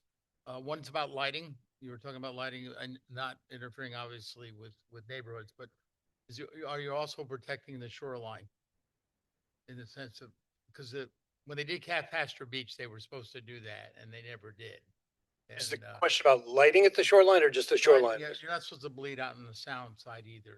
It has a lot of effects. So I'm just, if that's I mean, it's a little detail, but I'm just trying to make sure if you're planning lighting that you're shielded. The answer is yes. Okay. It's holistically the entire site and specifically designed, or our commitment is not to have it bleed out. And is the parking lot design all impervious, or is it a mix of impervious surfaces and non-impervious surfaces? It hasn't been designed at that level yet. Once, assuming a district is approved in the zoning, we'll move forward on those specific designs and present those as part of a coastal site plan application. The applicant open to those kind of ideas? Yes, we're open. Sorry. Are there other questions from commissioners? Yes. Please. Sorry, this is a process point. Could the people at home hear Commissioner Hempstead just now? A little bit. Okay. So I'm wondering Oh. if we can we implement a system? Steve, could you have a special emoji that you put up, or a little wavy thing if you can't hear us? Because I'm really worried about the people in the back here, the people on the Zoom, and then the recording. Yeah, I couldn't hear Commissioner Hempstead. I heard him, but I'd say if you could speak directly into the microphone, it makes a big difference. Okay. I just don't want it to be like after one of us talks We find for a out. length of time, we find out nobody could hear us. I have a question for the applicant as it relates to the civic space requirements. So one of the things I noticed in the proposed materials was in Article 5, where it talked about there was a few sections that were being exempted. I don't have the full article in front of me, but I believe it had to do with the preservation of open space and the maintenance of open space. I recognize that there is a lot of park space being proposed here, and I'm curious why, as the applicant, you're seeking an exemption from those clauses of the regulation. And if it's easier to follow up on that at our next meeting, we can. It may be an inadvertent definitional question. We are not trying to, we're creating. Sure. Yes. It So seems a let little- us confirm that it's matching the right way. But yeah, you saw from our slide, we're committed to providing the 90 acres of green space. So I appreciate that. The confusion was largely around the mismatch between what was proposed there versus what the intention seems to be. So thank you. we'll make sure we work with staff to align that. I appreciate that. Go ahead, Harvey. Yeah, I mean, this largely reiterates a question I had for the peer reviewer, but like, yep, sorry. Okay. Yes. So, could you talk more, like, the main way of limiting traffic is limiting parking, like that's, the main pillar of the plan. However, there's a concern that that will just offload the parking load onto the residential neighborhood immediately around it. I know that this is an early stage, but like your high level thoughts on how to measure, mitigate, and those kind of things would be very appreciated. Yeah, I think one of the things we need to do is meet with transportation, mobility, and parking and understand what is Manresa Wild's responsibility and what is the city's responsibility, and figure out a plan in place where both of us work together in concert in order to make the right thing happen. We've heard from existing neighbors that they're concerned, especially on some of the one-way dead-end streets that are more in Harbor Shore in particular, from a lot of those neighbors, that people who cannot get into Manresa Wilds or do not have a reservation will just automatically turn right on the first street and they'll just park there, and that will be the extent of it. And obviously that's not what we want. The challenge is we do not have oversight on a publicly owned road system. And so that's where we need to lean on the city in order to be able to figure out what enforcement looks like and how to really double down on the messaging from our standpoint and the communications from our standpoint, and then also have the city double down on being able to enforce any parking that's happening on those streets. And that may then creep up a little bit. There's also some commercial properties that are on Woodward Avenue across the road from some of those dead-end streets that are on the harbor, on the Norwalk River. And so we need to understand, again, what we can do and what the city can do and how we're doing that in coordination with one another. But I do believe that being able to understand what those tools are and then measuring how they're working is extremely important in trying to figure that answer out. Thank you. I did want to comment on one of the questions that did come up about how to redivert traffic out of Harborview, or how to not have traffic extend down Longshore Avenue. As part of the response to community concern, specifically Harborview, with folks ending up in Harborview turning around on their streets, we did construct a roundabout that will open in 2027 as part of the Northern Forest. And so that roundabout is then coordinated with the entrance gate to Manresa Wilds in order to be able to allow cars to actually turn around in that roundabout area to be able to get out of the site and go back up Woodward Avenue out of the site. But the other thing that we also did was we talked to the Norwalk Public School System, and we also talked to Norwalk Transit District, because one of the things that's happening currently is that those buses with both those organizations are doing 3-point turns at Woodward and Dock Road to be able to turn around, because they do not have a place where they can actively turn around unless they were to go into Harborview. So they will also be using the roundabout at our site in order to be able to come down, turn around, and actually head back up instead of doing those 3-point turns in that intersection. Thank you. Please go ahead, Tammy. I think another property that might be interesting to study is Cranberry Park. There aren't as many huge events up there, I don't think, as there used to be, but it's in a neighborhood and it is a popular site for residents. So. Anna? I may have missed if this was addressed already, but one of the concerns raised in the memo, just general list of questions that people had, was related to the zone being exempted from the workforce housing requirements for fee in lieu. Can you speak to the reasoning for that? Thank you, Commissioner Tabachnik. Our reasoning and our rationale behind that was typically that regulation was adopted by this commission with the concept that non-residential developments in town, such as commercial or recreational, or more importantly, office or manufacturing, would be bringing a significant number. The hope is to bring a significant number of individuals into the city, and those individuals, you would like to keep them here and be able to live and work and raise their families here. As you can see, we have approximately 100 employees. And we thought that given the size of what this park is all about, it's a park use and not, that's our concept. Others may disagree with that characterization. We didn't think it would be appropriate to now then impose upon Manresa, the requirement that since we have a certain number of square footage over the 25,000, that we then be obligated to contribute even more to the city, which is what the current regulation requires. If you're over 5,000 square feet, you're required to commit to the city before you get your zoning permit, $10 per thousand of construction cost. And we thought, given the benefit that Manresa is bringing to the city, that far offsets and outweighs that construction cost contribution to the city to be donated, to be given to the workforce housing pot, for lack of a better word. Thank you. That reasoning makes sense. Not that I agree with it, but I appreciate you explaining it. Would And as I said earlier, we can agree to disagree, but Yeah, that was what No, was always. what was our thinking and our rationale behind it. Yeah.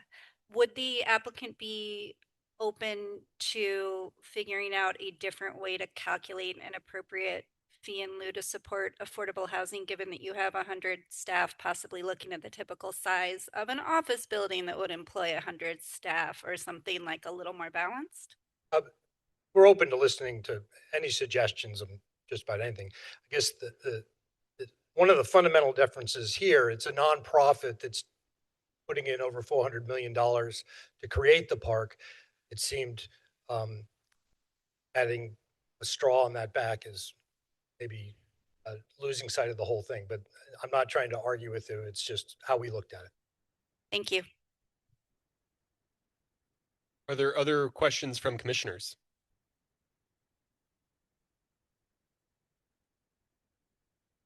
All right.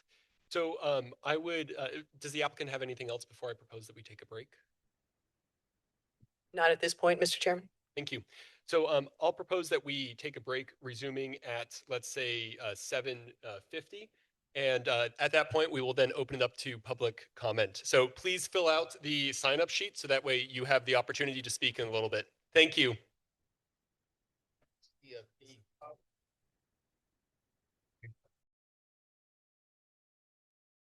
I think I see that it's on, so we're good. Thank you. Excellent. He is, but before you start, Mike, I'm going to say a couple of things. So Sure. I want to make sure we've got at least Galen, can you hear us all right? Excellent. Okay, good. All right, so we are going to resume. It is 7:50 p.m. and we are resuming on time for the Planning and Zoning Commission. At this time, we are going to turn to the public comment for the Manresa Island application. For those that haven't participated in public comment before, I want to talk through the process and remind folks. I'll begin just by saying that you can, of course, submit written testimony, letters, and comments. You can submit them to zoning staff. Their email is on the agenda and on the city website. That is Steve Kleppen and Brian Baker, who are on here in this meeting. Separate from that, you are also able to speak both here in person and online. I will have Brian share how folks can participate online in a moment. And we have at least 19 folks here on this sheet, and we'll check the next sheet as we're getting closer. I would like to, given the fact that folks have come out tonight, give some priority to the folks that are in the room, but we will also make time for those who have joined online. I'm thinking we will take 2 in the room and then 1 online, just that way we're able to work through folks that are here more quickly. So that said, with your public comment, we give you 1 opportunity to speak, but we do not limit how long you may speak. But we do ask that you are concise. This not only helps with bringing your point across, but it also ensures that everybody else will have a chance to speak this evening. This portion is not a dialogue, so the applicant will respond at the end of public comment and have an opportunity to answer the questions that you have raised or the concerns that you have mentioned. We ask that you are polite and that you begin with your full name and address. As I stated at the outset of this hearing, we are going to end at 10 p.m. tonight, so I will call when it's the final speaker just to give us enough time to wrap up and end tonight. And then we will resume on July 29th at 6 p.m. here in the community room at City Hall. So with that, I'll call the first speaker that's in person, Mike Mushak. Please go ahead, state your name and address for the record. Sure, and can I just do a sound check? Can you hear me? Excellent. Before you begin, sorry. Oh, thank you. And do you mind sharing how folks can participate online? Just before Mike starts, Sure. to get folks to raise their hands. For anyone from the public who's online, If you'd like to speak, please use the raise your hand tool now. It's located at the bottom of your screen. You'd click that once. Please go ahead, Mr. Mushak. Okay, good. Sorry, Mike. Sorry, one sec. There are people by phone as well. So that would be *9, right, Brian? And then *6 to talk. Sorry, Mike. That's okay. I'm used to it. Okay, I'm going to try to be as concise as I possibly can be. Good evening. Hold on. Folks can silence their cell phones. That'd be much appreciated. Thank you. Thanks. My name is Mike Mushak, and I live at 50 Elmwood Avenue in South Norwalk, about 2 miles from Manresa Island. I am a licensed landscape architect in Connecticut and New York, and served for 13 years on planning and zoning up until 2023.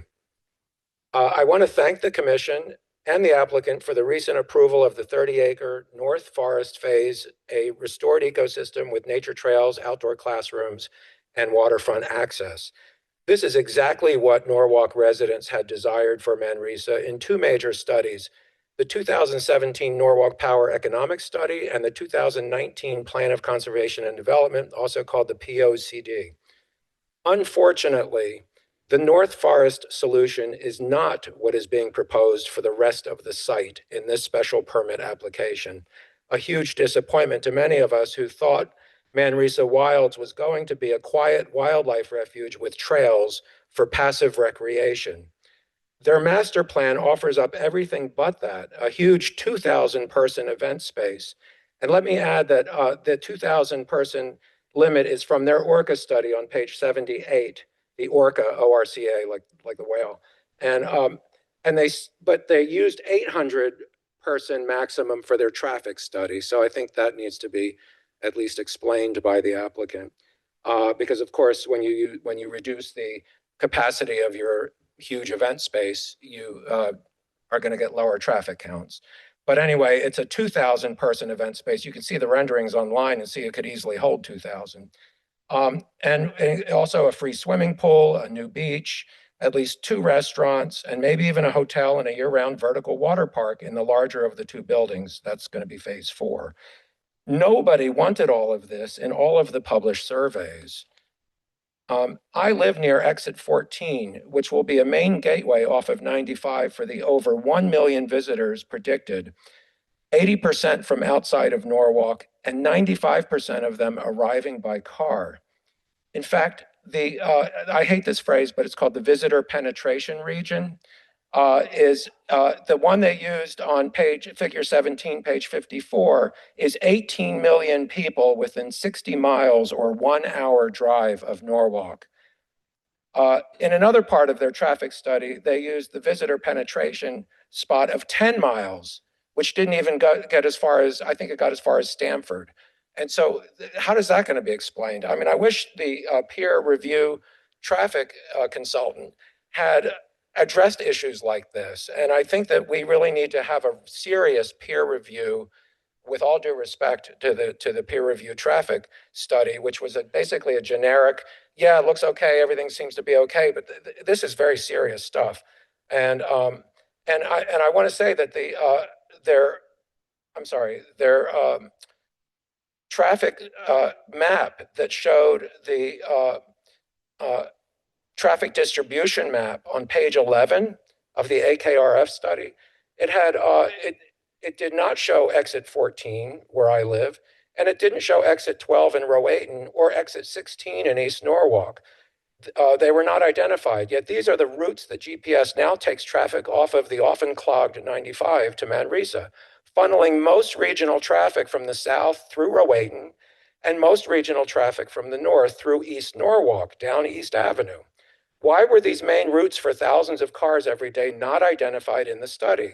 And why was our peer-reviewed traffic study from Creighton Manning, I'm kind of repeating myself here, but they were silent on this. So I think we need to really look at having a much more serious peer review. And as people have already mentioned, because of what we're dealing with here, which is a project that will affect the public health and safety of Norwalk residents for generations to come. I also submitted photos to the commission through Steve Kleppen And I haven't checked to see if they're online, but I assume they are. And so I'm going to read about photos, but I'm not going to spend the time to show them to you. I had them on my phone, but I'm going to just read about the photos, and you can just use your imagination. Please see attached photos 1, 2, 3 of saltwater tidal flooding on 11324 that blocked Woodward Avenue in 3 places, which is the only access to Manresa Island. One of the flood locations is on the causeway directly in front of Manresa Island's entrance. This represents a serious threat to public health and safety if the projection of over 1 million visitors a year with the current master plan is approved. Flood levels are predicted to increase with sea level rise as shown in the 2050 flood map in photo 7. So this roadway flooding that completely cuts ingress and egress to Manresa Island will only get worse in coming years. Photo 4 shows a public response represented in simple red and green dots from one of the Manresa public meetings in 2025 before the applicant claimed they scaled back the project in response to public feedback. However, despite the number of red dots representing disapproval of keeping the power plant in stack, no changes or reductions were made to the power plant proposal in the revised plan, except that the indoor water park in the largest building, called the Boiler Building, was turned into a to be determined in a separate phase 4. I find this unacceptable, as you are expected to vote for a special permit without knowing what you're actually voting for. And it shows the public feedback on removing the power plant eyesore was ignored. Of course, this was a small sample, but it reveals there is public disapproval of saving the huge 20-story eyesore and 35-story, 350-foot stack. Bridgeport has already removed last September their huge, ugly coal-fired power plant that was built at the same time as Manresa, and they will remove their 500-foot stack next year. So the claim the applicant has made in their presentation that the stack has to remain because it's an FAA beacon is false. We're also soon removing the 250-foot tall catenary towers on the walk bridge, which are also a navigation aid shown on charts. So this only further confirms that this FAA requirement is dubious claim made by the applicant. I'll also add, based on a comment made earlier tonight in the presentation, so I've just scrawled this out, that the carbon savings of keeping the power plant would far outweigh demolishing. That is false. That equation only works if you're replacing the building with a new build for the same use. And there's no plan to ever build a new power plant. And the fact that it would be 1,000 trucks is just a scare tactic because it would only be like 10 barges. And if they follow what Governor's Island did in New York with a firm called West 8, a landscape architecture firm, they demolished government barrack or military barracks and piled up the concrete and covered them with berms and created trails and hills so that you could see out over the water. And so there's lots of options to demolishing the building, and I do not accept that they also didn't include the future energy costs, astronomical energy costs to heat and cool that giant structure. When you add up all the costs to maintain that building for this giant event space that is apparently nobody I know wants, you've got it's a big party space, giant party space. It's a catering facility for 2,000 people. But anyway, if you add up the cost to run that and heat it and cool it, that far outweighs any savings of carbon that you are going to get by keeping the building. It seems like a dubious argument to make, I think. Photos 5, 6, 7, and 8 show the current 100-year flood map and the proposed resilient corridor in the 2023 Resilient South Norwalk plan that includes raising Woodward Avenue by 4 feet and also parts of Lowndes, Quintard, Water, and Concord streets. This plan was estimated to cost around $8 million in 2022. So with inflation, that would likely be around $10 million. But it appears from reading the estimate closely or carefully that associated utility work was not included, only actual street work. The estimate, therefore, may be as high as $20 million as an educated guess. Who will pay for that if it's decided this work is necessary? A huge problem with raising all of these streets is apparent in the last photo that shows the relationship of the raised street to surrounding buildings that remain at their original height, creating steep ramps to driveways and sidewalks that drop off 4 feet. However, the fatal flaw of this proposal is that flood pathways, as shown by blue arrows on the flood maps, will be interrupted by this artificial dike built across these former salt marshes filled in the 19th century, trapping floodwater on both sides that will be prevented from dissipating naturally. This will actually increase flooding in neighborhoods on both sides of Woodward and other streets, affecting hundreds of commercial and residential properties. I believe it is an unfeasible plan and unlikely to ever happen. I'll also add that the claim made by the applicant in their special permit application that this project achieves all the goals for Manresa Island set forth in the POCD is not accurate. In fact, it's an outrageous claim based on the record, which is available in hundreds of hours of recordings and minutes to confirm. I helped write the POCD, and I have a visual aid here. This is the POCD. And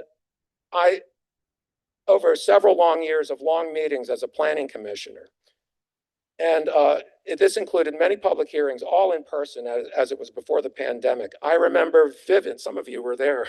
I remember vividly every meeting. Not once was the desire ever discussed to create a regional park for 18 million people who live within 1 hour of Norwalk. The POCD was written by and for Norwalk residents only, following the state law, Chapter 126, Section 823.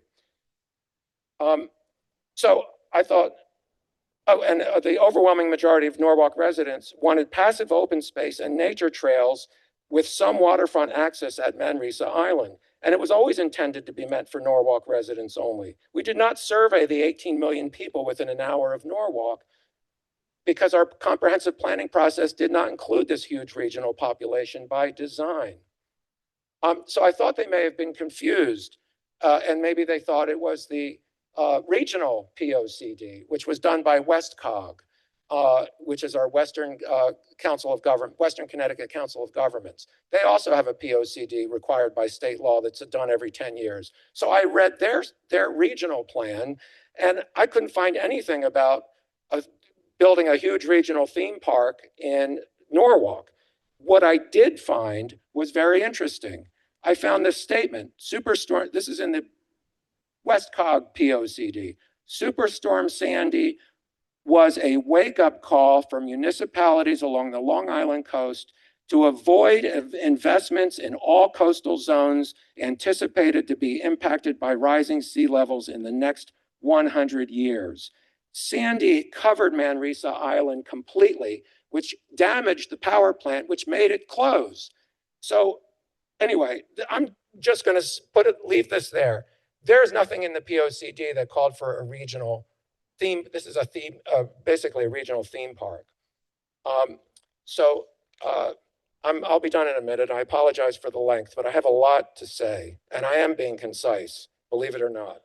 Furthermore, the application is clearly not in harmony with the general purpose and intent of our special permit regulation as required in section 848G1E, and in fact violates a majority of the conditions that the Planning and Zoning Commission shall, not may, consider in your decision, including but not limited to 848G2A, density of use and bulk of buildings. B, ingress and egress does not adversely impact the normal flow of traffic or normal safe conditions of the roadways. I, impact on neighborhood properties as compared to uses, buildings, and structures permitted as of right. L, compliance with these regulations and the POCD, which I just demonstrated it does not. J, existing land use in the area. N, conservation of wetlands, watercourses, and other ecologically valuable lands. And there may be more, but those are the ones that stood out to me. That's a majority of the conditions that you are meant. You only need one condition to deny a special permit, and this is at least more than half. I therefore respectfully request that you not approve the special permit application until the project is significantly scaled back to respect these serious threats to public health, safety, and welfare and property values of the neighborhood, as you are legally entitled to do in accordance with sections 848G1 and 3. Or I suggest you approve the special permit with two conditions, again, as you are specifically entitled to do as described in the last paragraph.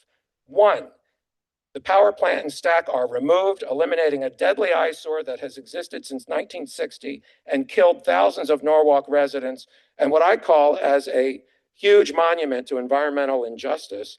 It killed thousands of residents with cancer-causing coal and oil emissions as determined in a 2023 EPA and NIH study, which will also, by removing the plant, you'll also eliminate a pre-existing violation of the Connecticut Coastal Area Management Act, Section 22A 9315F, that defines an adverse impact of coastal resources as degrading visual quality through significant alteration of the natural features of vistas and viewpoints.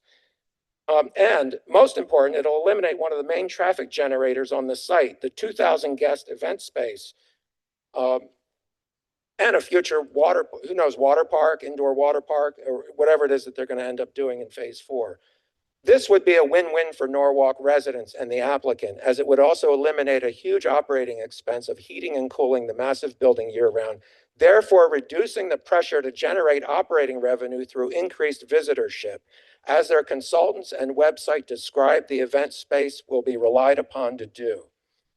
2, limit free admission to Norwalk residents only, restoring the intent of our POCD, which was written by and for Norwalk residents only, and charging a comparable rate to Calf Pasture Beach and surrounding towns for both out-of-town and out-of-state residents, which is now $42 a car on weekdays and $72 a car on weekends. This will significantly reduce visitors and traffic and increase alignment of this project with the goals of our POCD, Harbor Management Plan, and the Connecticut Coastal Areas Management Act. My very last point is to emphasize that how risky Manresa Wild's privately funded economic model is for Norwalk, because it's Manresa Wild's, Manresa Osprey LLC is a for-profit entity, I believe, anyway, perhaps this is above my pay grade, but here's what they are relying on though, and it's in their website. They are going to maximize visitors and traffic to generate revenue to pay for the huge operating costs of all this massive infrastructure. On page 35 of the Orca traffic report that's that they submitted, I found this interesting line. If operational constraints can be overcome, pursuing a large-scale 2-day event could yield Manresa between 20,000 and 50,000 in visitation. That's over 2 days, and drive incremental revenue, as if that's something that the applicant would want to do. It's their consultant, so they're looking to maximize visitors, to maximize revenue, and none of that revenue is coming to Norwalk residents. It's all going to their business entity to cover their own operational costs. And so a caveat emptor, which means buyer beware. So as I said, you must either reject this special permit until they scale it back, or you approve it with the conditions that I had offered to scale it back for them, because less is more at this fragile, exposed, flood-prone site listed as a significant and unique coastal habitat by the U.S. Fish and Wildlife Service and home to over 200 bird species, including 55 on the endangered and threatened list. Thank you very much for your time and consideration. Thank you.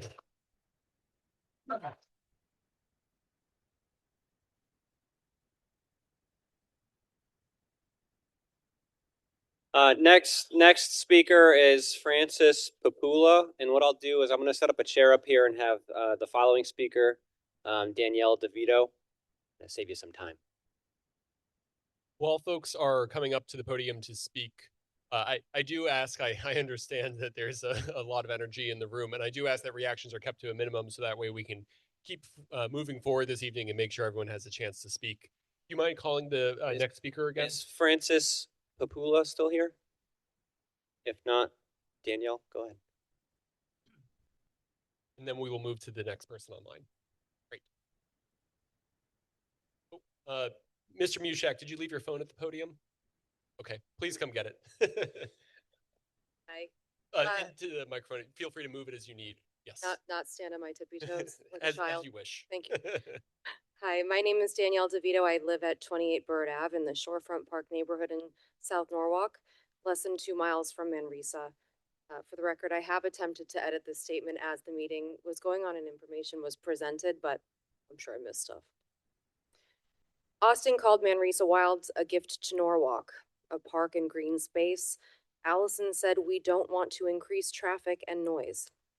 What's actually in front of this commission today doesn't feel like a park. And by their own estimate, 792,000 visitors a year, 94% of those driving. Let's be precise about what's being asked for: a zoning regulation and map amendment creating a brand new special district in a fully residential neighborhood with one single lane road in and out. Squance Pond, by comparison, has at least two, has no real existing traffic issues, and sits almost 12 miles from the nearest highway. This isn't just a local zoning question. Federal law requires Clean Water Act and stormwater discharge permits before construction can begin on a site this size. This project is sidestepping that by not starting with new construction, with the potential to create negative impact to the very wildlife they're meant to protect. Given what's already sitting in the ground here, I ask the Commission to require real public answers on both before a vote is taken. Your own memo projects tens of thousands of vehicle trips per week, each one a source of pollution landing on a neighborhood that never agreed to host it. That pollution doesn't stay on the road.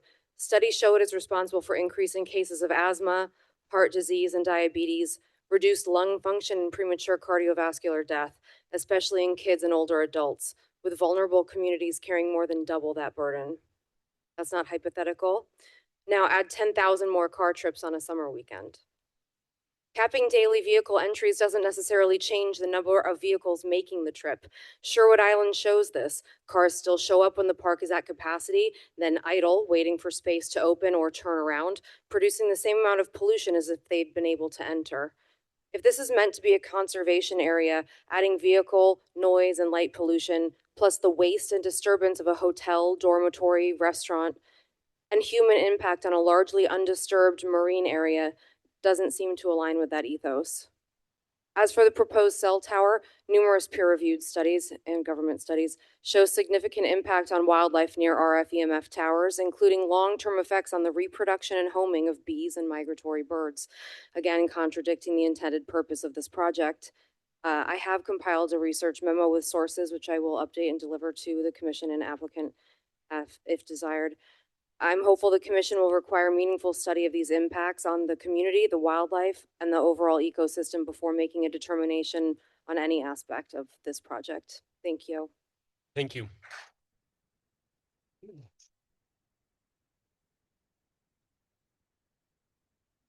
All right, we'll go to our first online speaker, Teresa Peterson, and then Mark Smith, if you're here, if you want to come sit up here.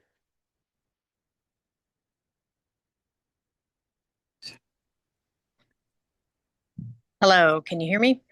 Yes, we can. Please state your name and address. I'm Teresa Peterson. I live at 32 Dock Road in South Norwalk. I am so close to Manresa, I can see it out my window. I don't have a lot of prepared statements, but I do have a very large concern about the special permit and the amount of traffic that is going to be coming in to the communities surrounding Manresa if these larger event spaces are approved. Even if there are spaces capped at 200 or 400, as other people have said, it won't necessarily stop people from coming down here. And when they can't get in, they're going to find the nearest side street to park on. That's just the reality of the situation. And the applicant noted, well, that's the city's responsibility, and we'll work with them, but that's the city's responsibility.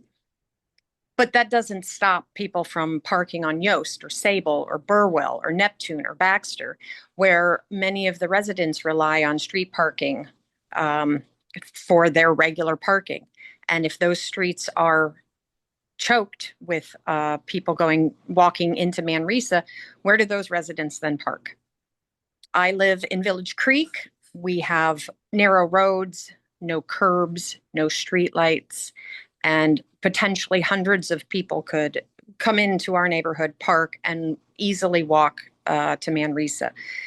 And if Manresa is saying, well, that's not our responsibility, that's the city's responsibility, then I think the city's responsibility to deny the special permit until a concrete plan is in place to prevent the residential streets from getting clogged from the overflow for this project. Thank you. Thank you. And then after Mark, we have Jan Schaefer. Thank you, members of the commissioner. My name is Mark Smith. I live at 7 Outer Road, and also in Village Creek. Members of the commission, I think that we are all here today. I don't want to speak for everyone, at least most of us, it seems. Really, for one reason, it comes down to trust. The applicant has repeatedly claimed to speak with us. They are speaking at us, not with us. To date, really no actionable changes have been made to the plan with any concrete discernible measurement. Mr. Smith, do you mind bringing the mic to you? Thank you. Sorry. Additionally, on the point of reserved parking, the city's own independent study has not showed that when reserved parking can fail. I would ask that this commission and the town itself take a look at when reserved parking fails. Westchester, in every fall, there's, for those of you with children, Blaze Pumpkin Festival. Heavily residential neighborhood, reservation system, cars stacked up literally out to the highway. About, I would guess that's about 2 or 3 miles. And really, at the end of the day, what we're talking about is billionaires buying laws that they don't like, right? The applicant mentioned that this is potentially going to become a model for what could be done. It's already being done. We are watching billionaires just buy laws that they don't like. It's this commission's responsibility to represent the people of Norwalk and protect us. We have all invested in our homes. We didn't sign up to live next to an amusement park. That's what this applicant really is proposing here. If the applicant, and by the way, I don't know if there's procedural law for this, but I would ask you a challenge to the applicant. Instead of talking to us with all of your experts that you can clearly afford, fund 2 independent escrows. One for an independent traffic study of the choosing of this group or those that oppose it at least, and 2, an independent escrow account funded for an environmental and residential impact study. Not with your experts, paid for by you. I'm not going to challenge their credentials or what they've presented, but they are, at the end of the day, paid for by the applicant. For those reasons, I would ask that you deny this permit until such time as the applicant will respond to that challenge. That's really all I have to say. Thank you so much for your time. Thank you.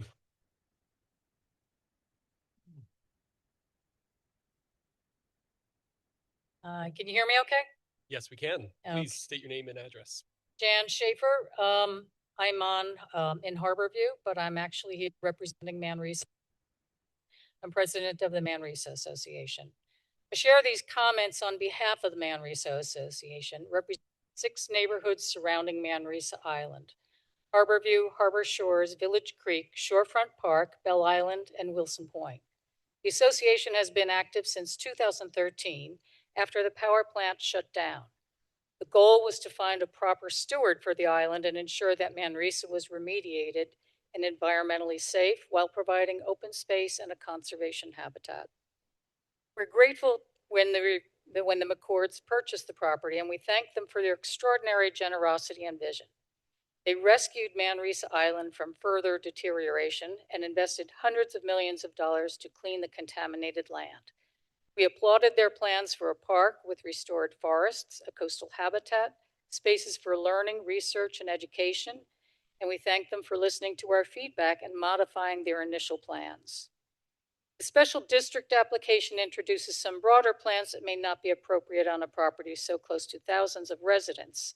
While there are varying opinions from our Manresa Association neighborhoods, collectively we agree that these are the most pressing points. Traffic and safety is a top concern. Woodward Avenue is already congested, and a 2-lane road is not sufficient to accommodate significantly more traffic.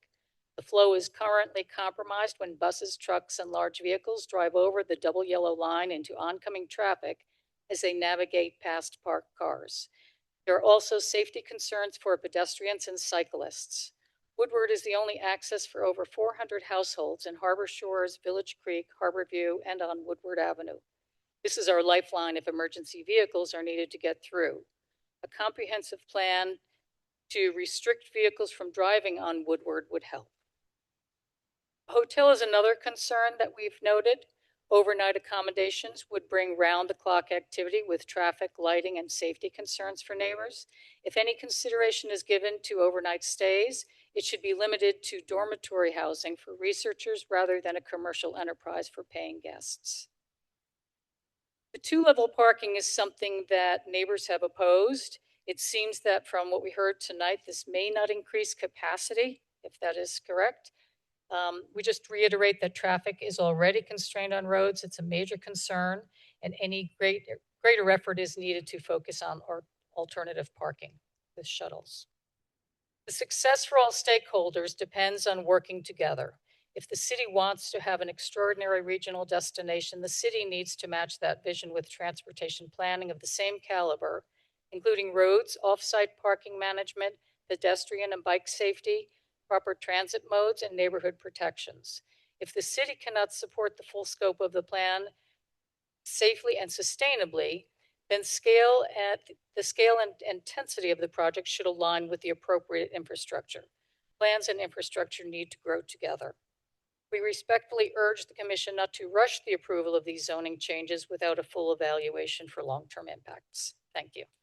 Thank you.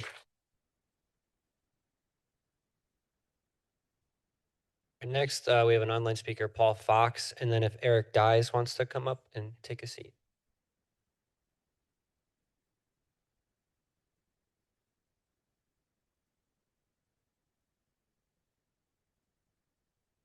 Mr. Fox, we can't hear you yet. You may need to unmute yourself first. Can we move to the next person online and come back to Mr. Fox? Sure, we will go to Matt Silber. Hello, how's it going? Can you guys hear me? Yes, we can. Please state your name and address. Hi, Matt Silber, 230 East Ave. Great. Please begin. Okay, great. So in general, I'm really supportive of Manresa Wilds, and I'm excited by all the different visions that people have proposed for it. But I also share the concern that many of our neighbors have about the impact that it's going to have on traffic and parking in the surrounding neighborhood. I think it's really important that Manresa Wilds is collaborating closely with TMP, with P&Z as they are now, and with NTD to be doing everything that we can to make sure that alternatives are available for people to get to the park without driving. So that might look like support for really frequent bus service, like maybe the NTD 2 line, which will run to the island, goes every 10 minutes. You have really fast headways. One thing I noticed in the plans that Manresa put forward today was there wasn't anything really specific for a sort of off-street shared use path for walking and biking. And I think that would go a long way to improving accessibility to the park without people needing to drive their cars there. I'm very supportive of the parking maximums that were proposed and using a parking structure, a multi-story parking structure to reduce the amount of land that's taken up for parking. And I think I also agree that there should be strict rules for who can park there. I think it should be free for Norwalk residents, but as Mr. Mushak said, charging outside guests to use the facility would be appropriate. And in general, I hope that we can see strict rules for parking enforced through a residential parking program, which I know that the city's been working on. So the sooner that gets done, the better. And yeah, I think there are also a lot of other creative solutions for getting people to the island, such as using water taxis, which I know is coming in later phases and stuff like that. So I'm actually excited about the park no matter what it is, whether it's reduced in sort of scope to just more of a passive recreation area or whether it's more in line with what people have been proposing tonight. I think it's very possible to get people into the park without having to drive as long as Manresa collaborates with the city, and I hope that happens. So thank you very much. Thank you. And then after Eric, if Heather Dunn would like to come up. Yeah, my name is Eric Dyes. I live at 19 Oakfield Road. So I just wanted to come up and express that I am strongly in favor both of the Manresa kind of project and the zoning change tonight, the proposal tonight. That I have gone to most of the meetings, the information session they had at Brian McMahon, the multiple sessions they've had engaging the public, and I have seen the plans adjust and change over time. I found almost everyone working on the project, I can't speak to everyone because I didn't speak to everyone, but everyone I've spoken to has been both deliberate and conscientious and seem to actually care about concerns. So my experience has been the exact opposite of the gentleman who felt like he was being talked at, right? I think there can be some confusion between listening to someone and yielding to them. Just because they disagreed or didn't implement your particular proposal doesn't mean that you're being talked at or they weren't listening to you. So I have been, through my formative years in Harborview, I'm acquainted with the site. It's where kids used to sneak off to get drunk and smoke pot. It's an industrial wasteland and has been a super fun site my entire life. And so I think the McCords coming in is an absolute godsend here. I've also read through all of the attached letters and the attached documents for tonight's meeting. And while I appreciate many of the residents' concerns, the critiques have been often hyperbolic and a bit disingenuous. I've gone through. Folks, I'm going to ask you to hold your reaction so we can keep moving through tonight's meeting. Thank you. I'm only on minute 4. I haven't gone to minute 18 yet. And so I think that using phrases like rush approval, I need more information, seem to be just a tactic to delay indefinitely until you get what you want, which in some cases is nothing built. And so, again, I am strongly in favor of the proposal. I'm also strongly in favor of any zoning changes that allow this to be streamlined, which it seems like the current proposal does. Thank you. Thank you. Next, I'll call up 2 folks, Beverly and Ken. Oh, Heather, you're here. Sorry. It's okay. I'll lower it. Hi, I'm Heather Dunn. I live at 117 Perry Avenue. I have lived on South Main Street, so I understand the traffic that goes on there and the concerns of the residents. I'm not new to this kind of environment, as most of you who've been here a long time know. I've been an opponent to a lot of traffic studies that do not seem to make sense to me. So I understand how that feels. So I'm a big show me, don't tell me person. I was really excited when I first got to experience what was planned for Manresa, and I'm still very excited to this day. I'm a Norwalk educator, and the most important thing is to get kids off their screens and outside, and it's a great thing for our students. And I know it involves buses and parents dropping off and picking up. So there is some of that traffic too, which I think is necessary. So part of the show me, don't tell me thing is that when I first heard about it, we were introduced to the people that were involved in it. I think the previous speaker talked about it. Scape is amazing. So one of the first things that I did was go and look at some of the projects they have been involved in. And I would encourage everybody to go do that. They're amazing, amazing. And I want that for our city. So I'm highly in favor of this. And I think that I have trust personally that they will create something beautiful that we can all be proud of and leave as a legacy to our children. Sorry. But I have two comments while I'm here. I would really like, I am on the Sustainability and Resiliency Task Force for the City of Norwalk, which is not, we're hoping to make it part of the POCD very soon.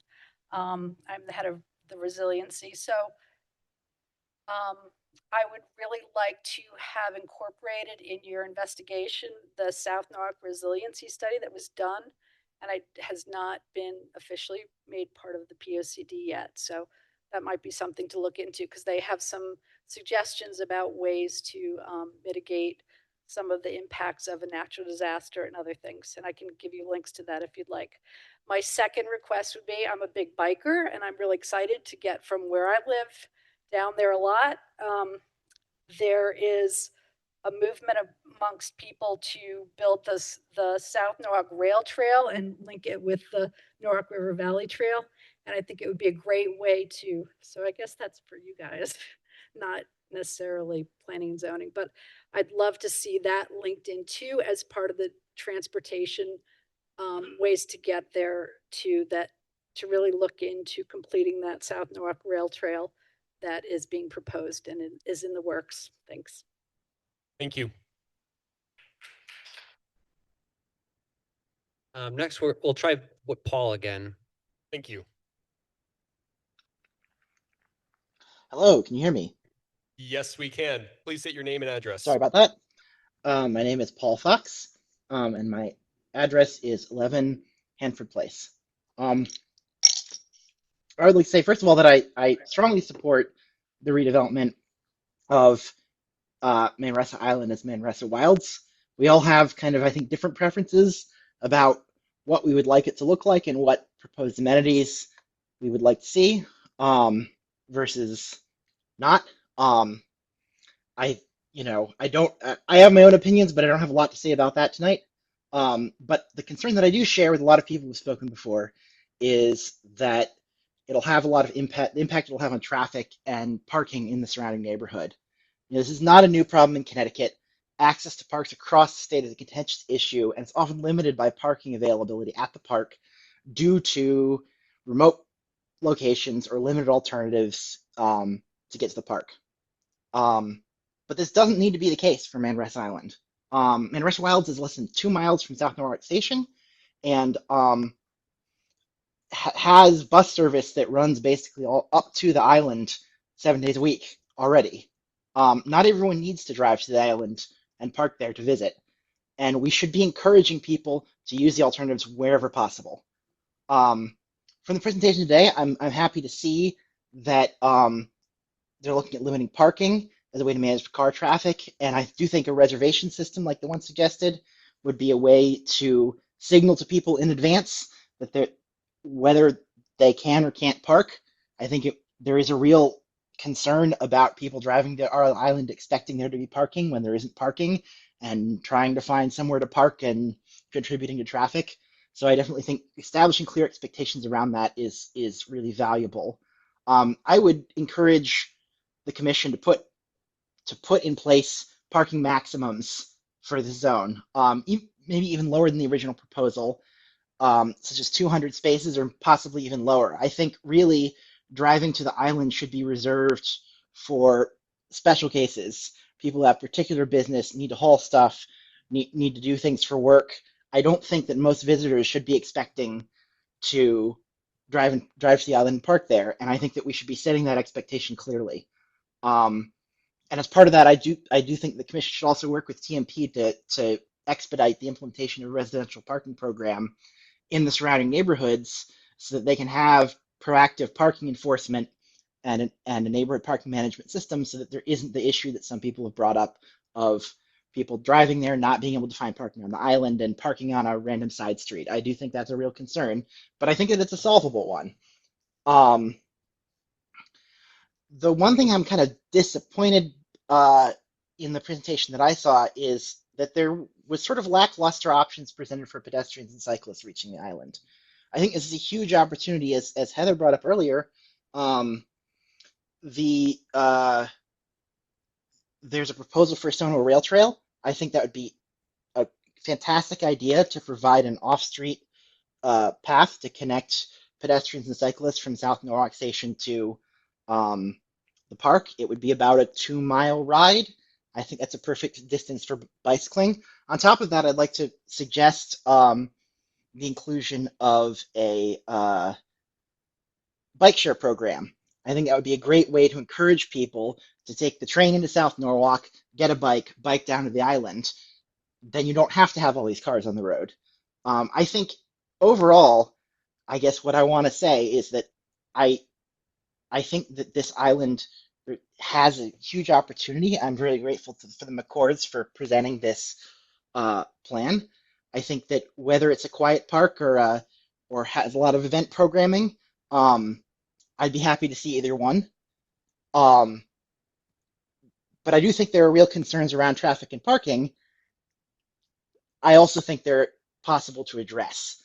And I think the only realistic way that we address them is providing viable alternatives to driving there and strongly encouraging people to use those alternatives. You know, the traffic study that was done assumes that there was, I think, a 95% mode share of people driving there. I think if that's really the case, that there's a real problem that needs to be fixed here. You know, it should be ideally under 50%. You know, I think this is a great opportunity, especially for people in the neighborhood. I don't live far from there. I could easily bike from where I live to the island. And I have biked to the entrance many times. You know, but I think we should be encouraging people to do things like that. I think we should be really discouraging people from trying to drive there. And some of the measures I've discussed are, I think, some of the ways that we can do that. Thank you. Thank you. Next, Beverly and Ken Krieger.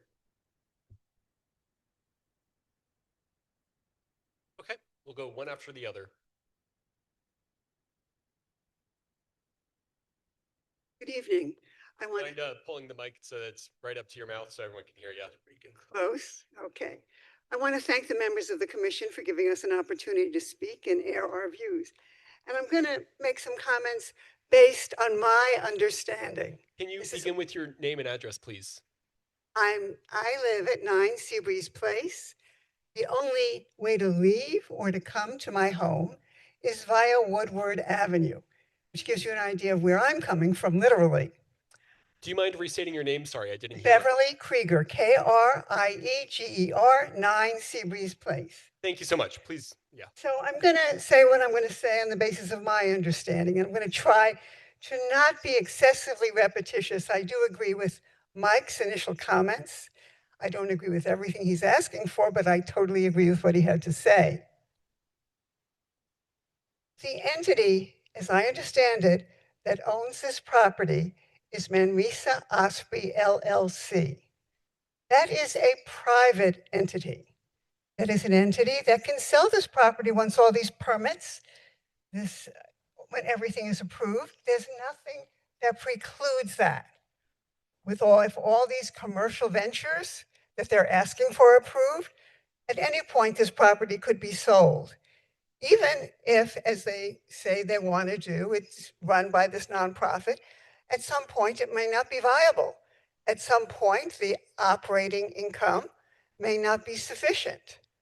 It's going to be sold at that point with all of these approvals that you are being asked to give them intact, going with that property. There's just not enough limitations that are being placed in their proposal. It's a complicated proposal, it's a huge ask, and it needs to be broken down with limitations placed on everything. I'll give you an example. People in our neighborhoods, obviously traffic is the killer. I mean, I can't imagine at the end of an event there, a 2,000 person event, trying to leave my residence and get anywhere towards 95.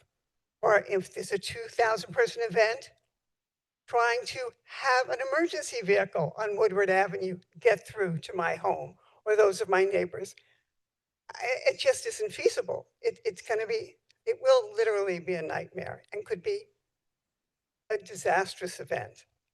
But beyond that, what is this going to do for us? You're asking to approve this. What is it going to do for Norwalk? What's the benefit to Norwalk? Will we be getting taxes? I doubt it. It's a nonprofit. Taxes that are proportional to what they're being asked to have approved? I don't think so. Are we going to be asked to spend a lot of our own money, our taxpayers' money, to subsidize this? Absolutely. Traffic, roads, police, emergency, all kinds of things that we're being asked to participate in and provide. Buses, services, whole vast array of things that it's going to cost our taxpayers and we won't be getting money. This is a residential area. If I understand correctly, it was or is residentially zoned at this point. You have 150 or 200 houses. I've heard both numbers cited. Individual homes.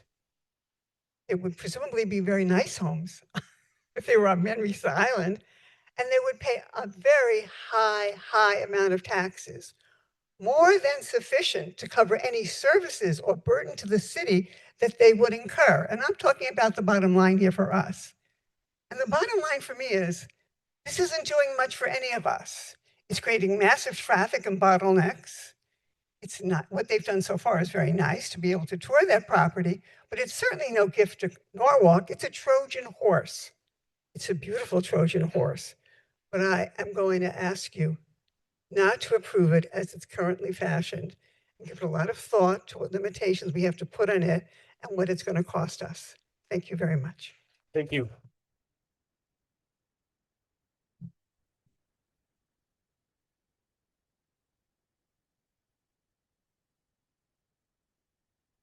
Hi, I'm Ken Krieger, husband, 9 Seabreeze Place.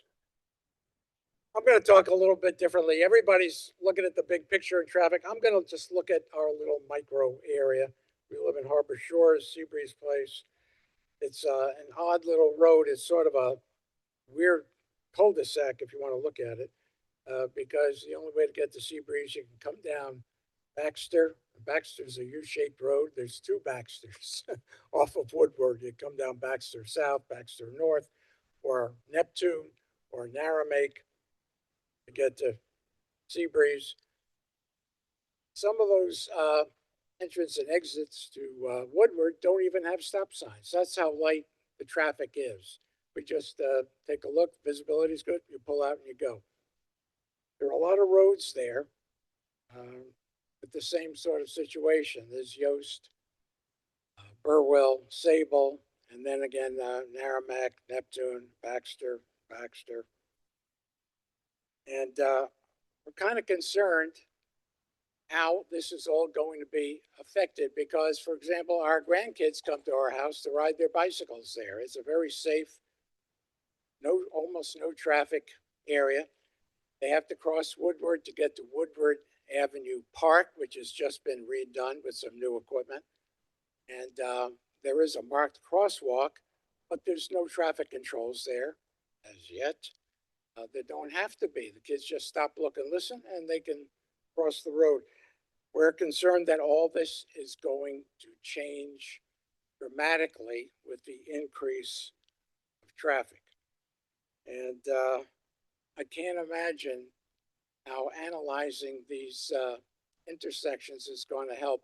I'm a licensed PE in the state of Connecticut, and I actually have a degree in transportation planning. And so I look at this and the intersections and I say, oh my God, what are they going to do? How are they going to widen Woodward, or where are they going to put traffic lights or more stop signs? It's going to be a mess. And I just don't want to see that happen to our neighborhood. And this includes Village Creek. They're going to have to put up with it.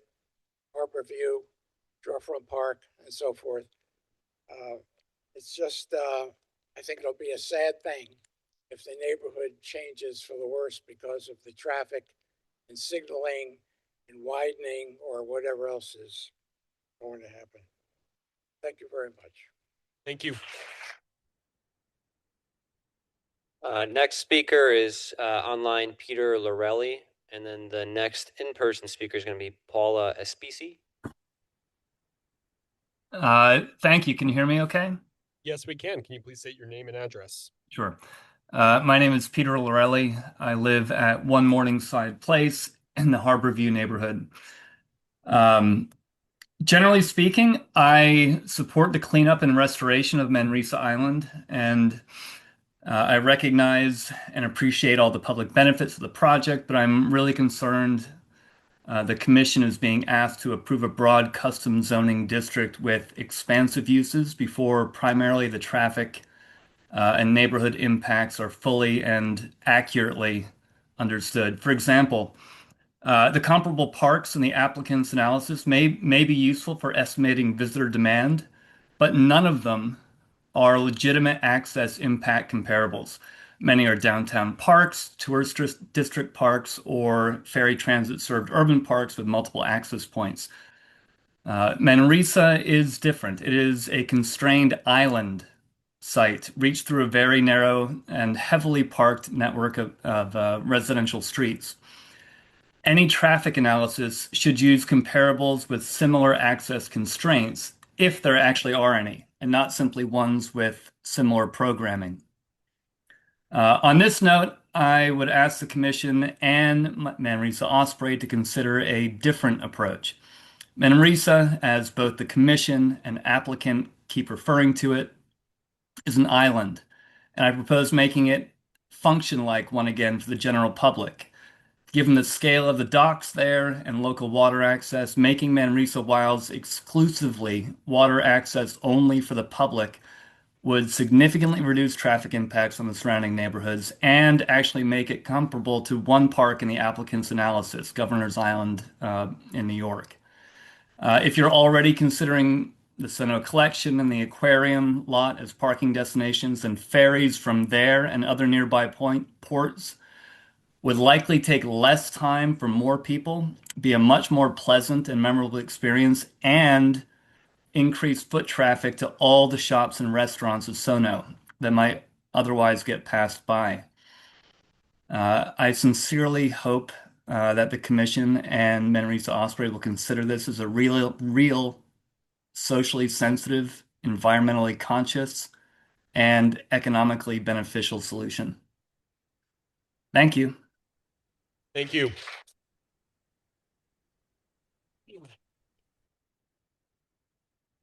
Paula, are you here? Paula Espesi.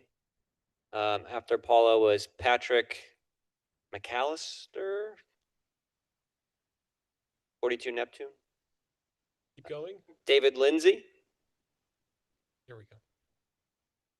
You want to call the next person as well? And then after David is Maggie Teed, if you'd like to come up.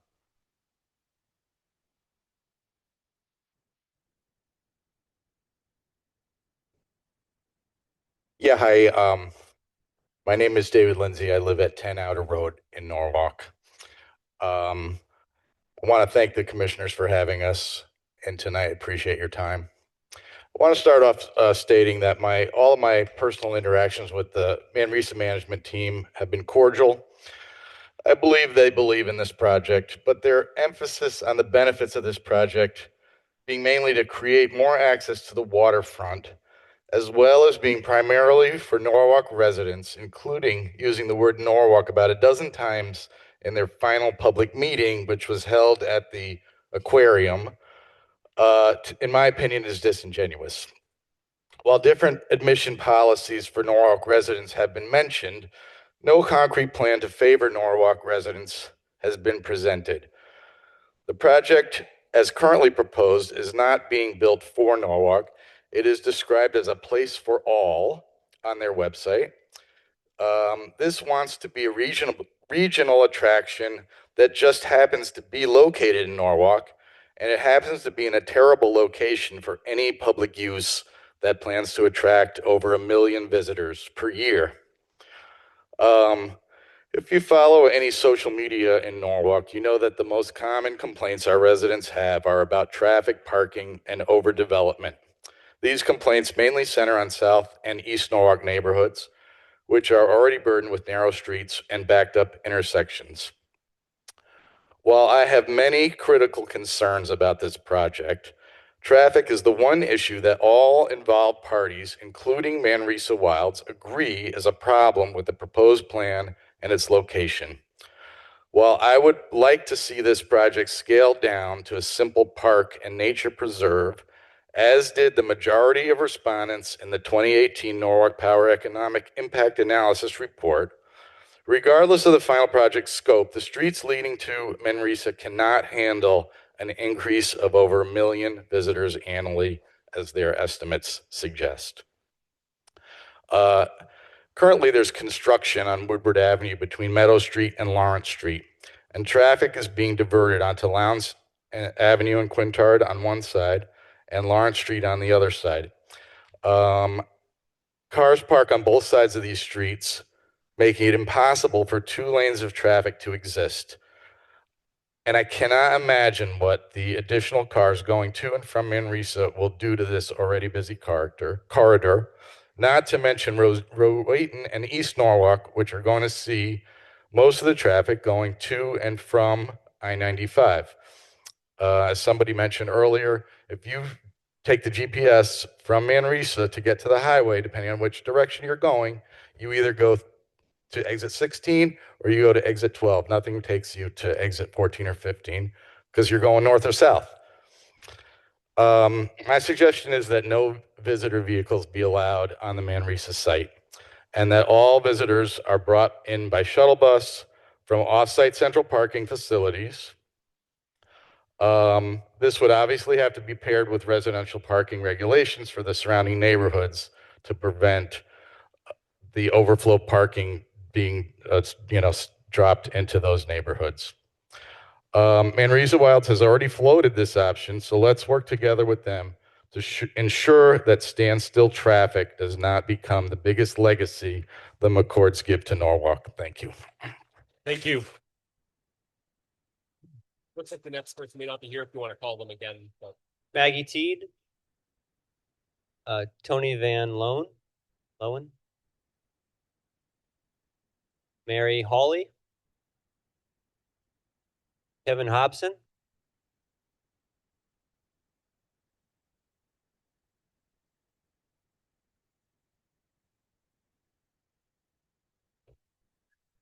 Good evening.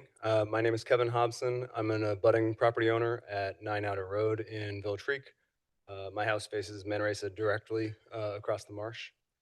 My message tonight is simple. This application does not meet Norwalk special permit standards, and a special permit that fails those standards must be denied.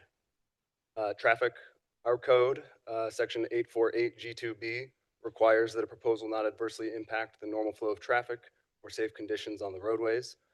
The applicant's own memo projects up to 1.1 million visitors a year once phase 2 opens, 94% arriving by car, over 1,100 cars on a summer weekday, 230 of those trips in the evening commute alone, and 80% of it from outside Norwalk, spilling I-95 traffic onto our local streets.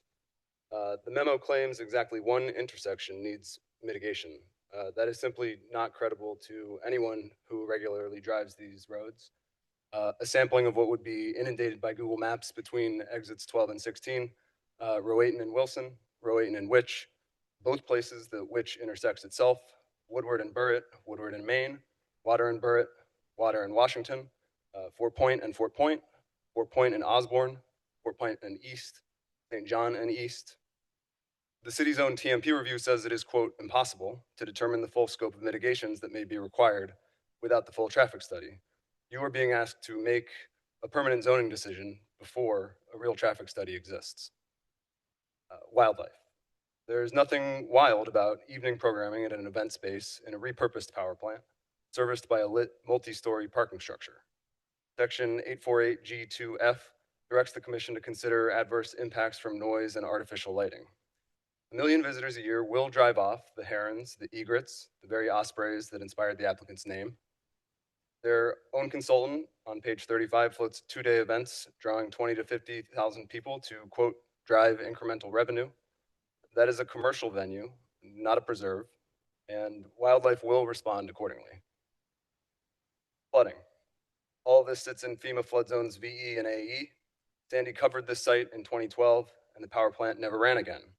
Section 848 G4 says you shall weigh the flood risks, including emergency access. A regional attraction on a single access road in a place the sound has already claimed once is exactly what G4 exists to prevent. This is not a public project. A public project would mean land donated to the city, its use decided by the public through the regular democratic process. This is a private project, moving quickly to avoid scrutiny, continually expanding its rights on the site, and shifting real costs onto the city. Road wear, police and fire response, emergency access, trash, stormwater. Ask how these costs will be handled, and the applicant's own filing calls the question, quote, premature. Approve the zoning now, study the impacts later. The code says otherwise. G4 directs the commission to weigh the costs of providing governmental services during and after flood conditions. And sections 848 G1B and G1C require that a proposal protect public health, safety, and welfare and not adversely affect other property in the area. This application fails each of those tests. You have complete discretion to reject this zone change, and as for the special permit, your own regulations say it may be granted only if every standard is met. It isn't. I urge you to deny this application. Thank you. Thank you. The next speaker is online Tom Naiman. Online speaker Tom Naiman. Hi, everyone. Can you hear me? Yes, we can. Please state your name and address. Hi, my name is Tom Naiman, and I'm the Vice President for Education at the Maritime Aquarium. Thank you to the commissioners for the opportunity to speak. The aquarium's president, Jason Patlas, submitted written testimony strongly supporting the proposed zoning change and the Manresa Wilds project more broadly. I want to echo that support. We at the aquarium see great benefits to the proposal and the larger project. It's important to note that the aquarium is a science-based institution with a mission dedicated to conservation, environmental protection, and the well-being of our community. We are passionate about the wildlife and natural habitats of Norwalk and of Long Island Sound, and we see the Manresa project as one that supports and aligns with that passion and with our mission. The aquarium's education department has been working for months now on student field trip activities for the Northern Forest when it opens next year. I want to note and emphasize the excitement we have seen for the Manresa project among teachers in Norwalk and beyond. Just a few weeks ago, we advertised the first teacher workshop at Manresa, which will be held in mid-August. Within a few days of advertising the workshop opportunity, we had more than double the applicants we can accommodate. They were teachers of preschool all the way to high school. They were teachers of science, English, math, social studies, special education. As we do, they see the incredible educational potential of the project. On their behalf, as well as the aquarium's, I urge you to support this proposal. Thank you. Thank you. Next two in-person speakers, Doug Mickelman. And after Doug is Lori Mina. Good evening. Split Rock. I'm Doug Michelman. Everybody makes that mistake, so don't worry about it. 102 Old Saugatuck Road. Thank you for the opportunity to speak. And after being here tonight, thank you for the work you do. I'm not a planning expert. I'm not an environmental expert. I'm not an attorney. I'm not a municipal budget expert. I'm just a citizen of Norwalk who believes that change is inevitable. Progress is good. I'm not going to parse the details or the interpretation of the application. That's for you and impartial experts to do. I want to make a bigger point. As a resident, I am wildly excited by the vision of Manresa Wilds. Long Island Sound is our greatest natural resource, and Manresa wants to give all of us, as they do say on their website, not just those who live on or near the water, access to an amazing shoreline and wildlife habitat. It's a once-in-a-lifetime gift that we should not squander. If it costs me a few more dollars in taxes, I'm going to do that. And there's no reason to believe that it will at this point. Of course, there are traffic issues. I understand the concerns of that local community. Addressing it will take work, but I've heard before tonight and again clearly tonight that there are multiple practical strategies to alleviate those issues. I've heard that Manresa is sensitive to the concerns of the community and that they want to work with the city, with you, the neighbors, to finalize acceptable solutions. I believe they're sincere when they make that commitment to you and to us. The executive director said earlier tonight that Manresa is here to do the right thing by responsibly creating coastal access to everyone at no cost. Others here tonight are questioning the trustworthiness of the folks at Manresa Wild. I couldn't disagree more. This is a philanthropic initiative to benefit us, not the donors. Manresa has demonstrated to me by their actions over the past year that they want to be good neighbors by holding all those open forums, giving tours, listening to feedback, changing their plans to address concerns they heard in the feedback to benefit all 90,000 of us who live in the city. So I recommend that you approve the application, give them the opportunity to show that they will do the right thing, create an extraordinary public park, all with the continued oversight of this commission. Thank you. Thank you. Mark Watkins. Mark Watkins.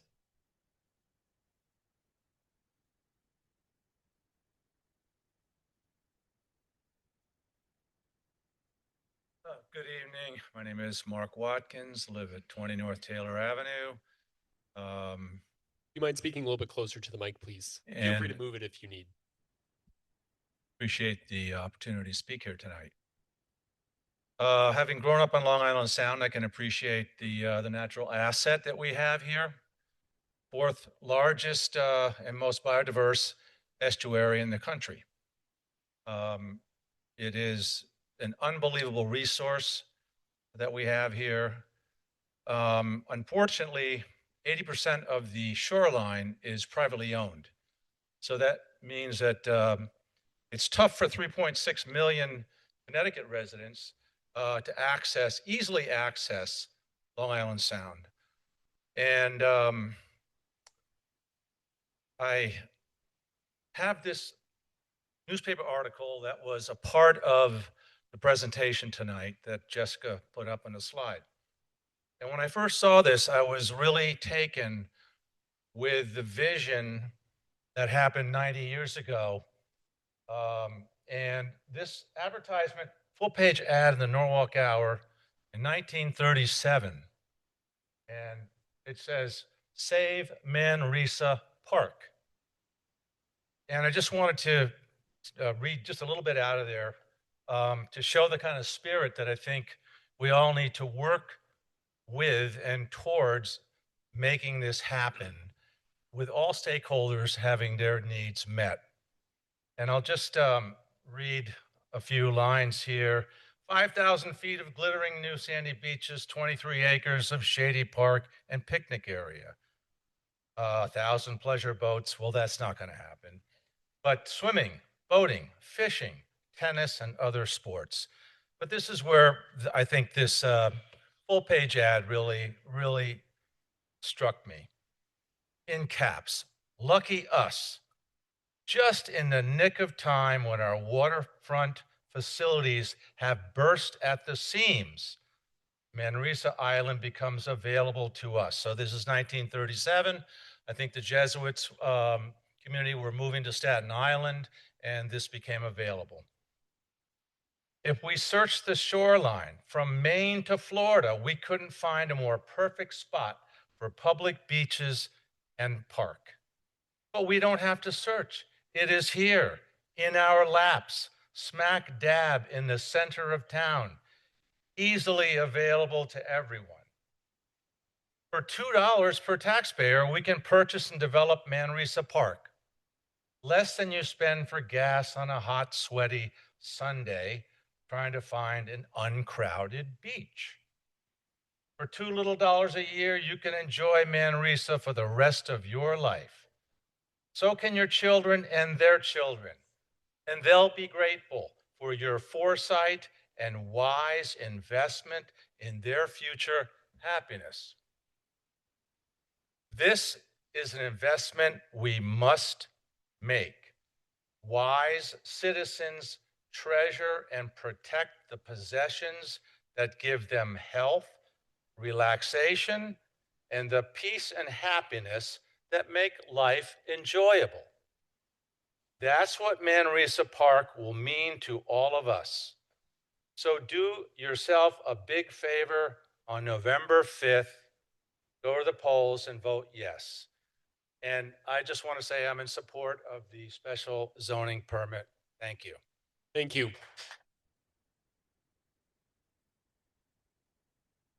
Next, our online speaker, Erica H.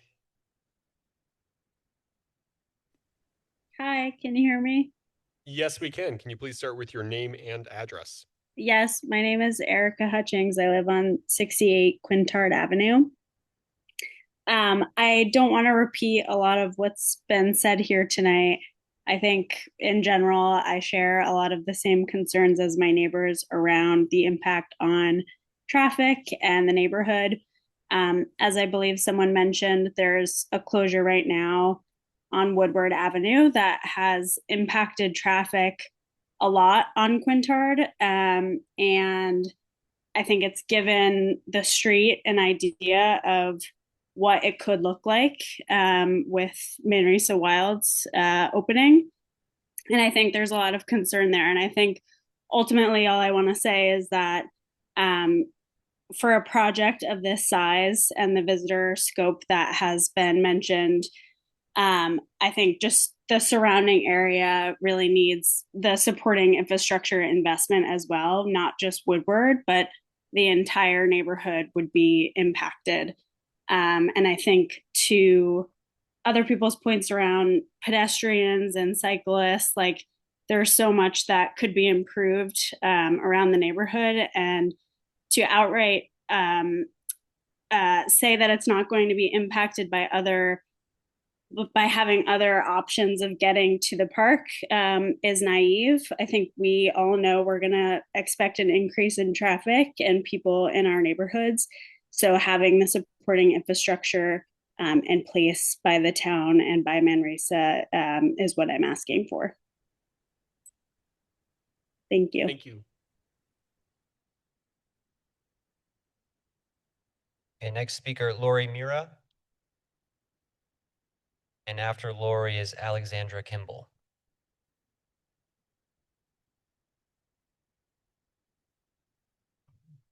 Hi. Thank you for all your patience and time. My name is Lori Mira, and I live at 25 Split Rock Road, and I'm speaking on behalf of the Norwalk River Watershed Association. We know from the 2018 Norwalk Power Economic Impact Analysis that Manresa Island contains unique or sensitive habitats, including salt marsh, intertidal flats, freshwater emergent wetlands, coastal shrubland, coastal forest, essential fish habitat. And we know that these species of great conservation need exist there. So many different birds. But what we would really like to request is an independent environmental impact assessment to be completed and publicly reviewed before planning and zoning approve the next stages of development. We believe such an assessment of the proposed project is needed to address concerns about potential effects on water quality and wildlife habitat of greatly increased foot traffic, added exterior lighting, possible use of pesticides, and increased expanse of impervious surface and vehicle traffic. For a project of this magnitude, and for such a unique habitat and a sensitive habitat, it seems very surprising to us that there is not a independent environmental impact assessment. So that's what our request is. Thank you. Thank you.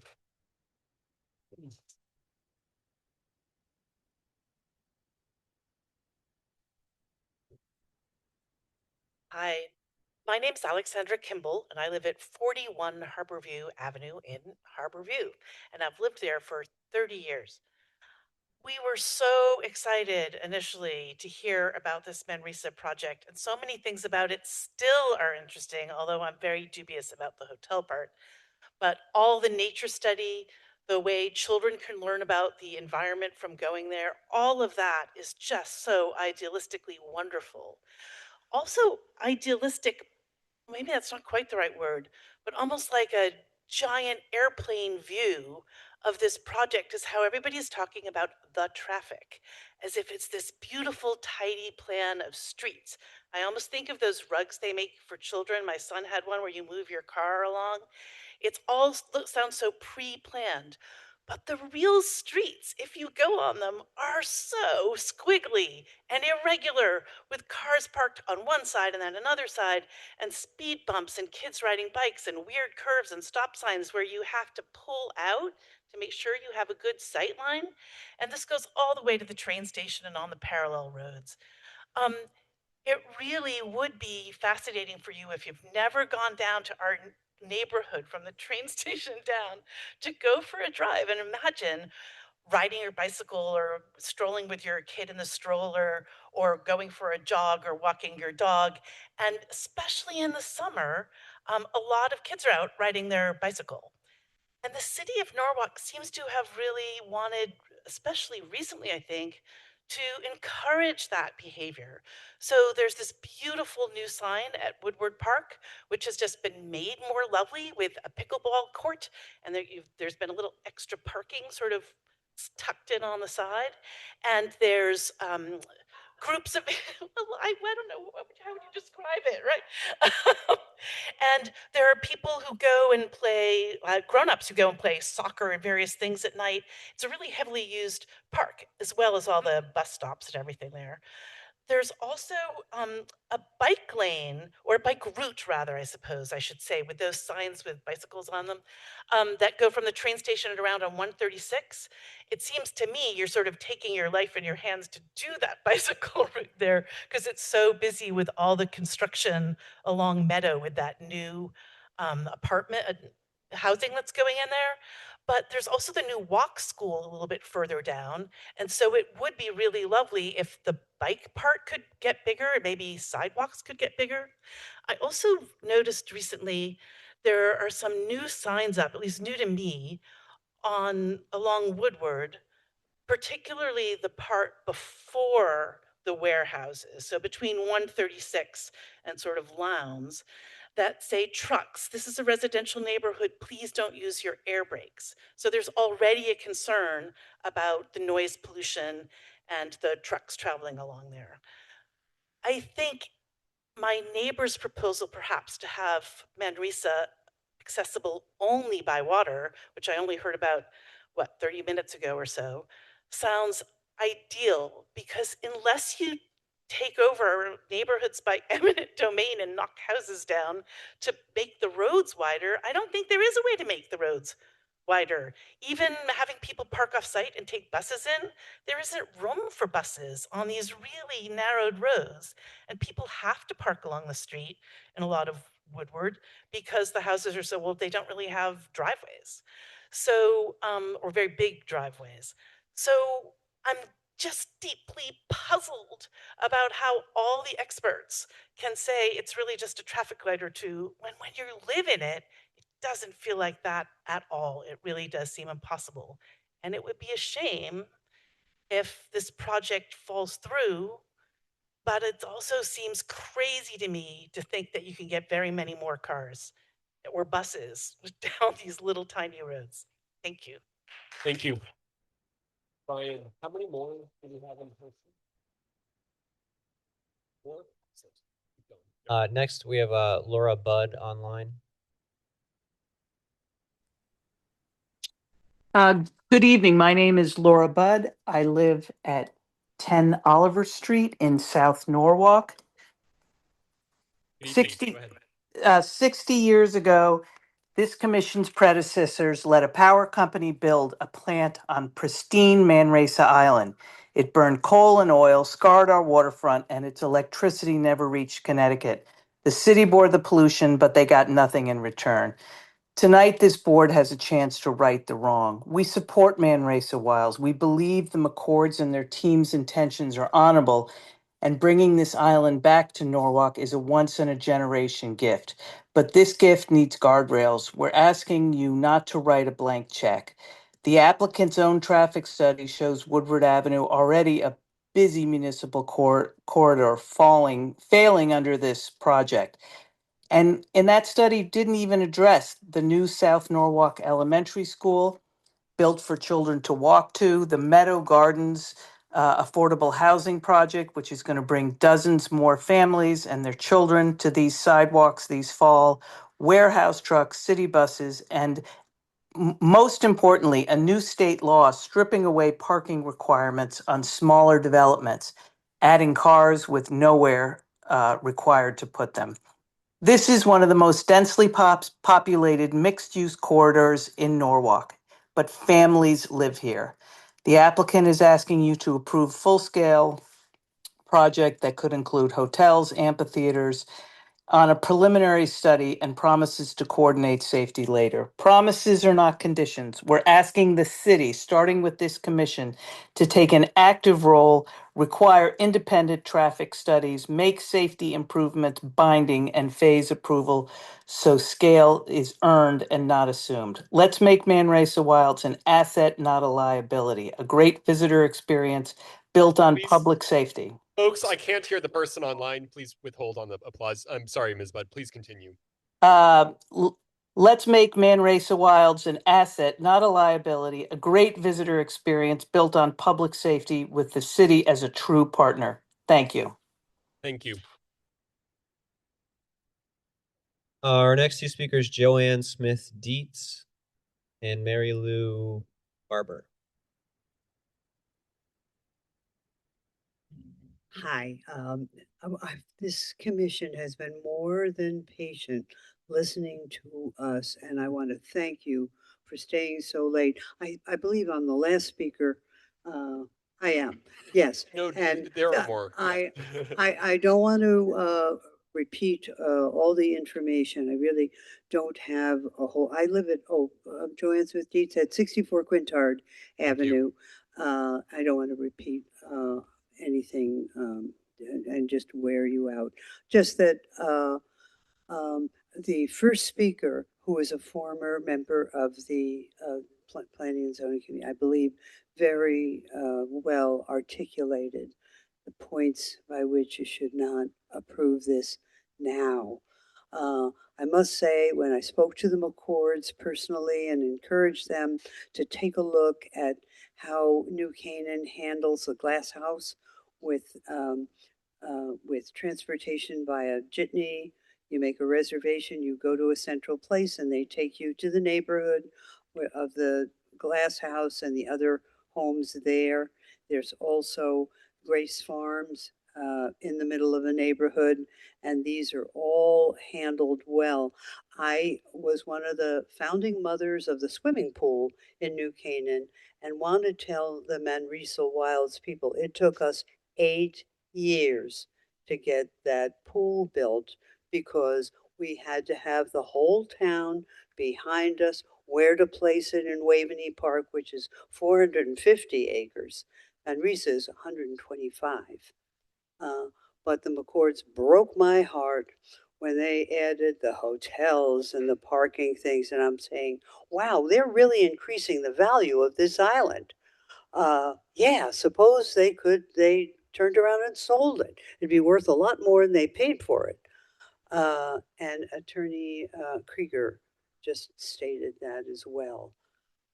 So I'm just asking you to, right now, I think Manresa Wilds was premature in making this request of you and would ask you to postpone it until you have a whole lot more information.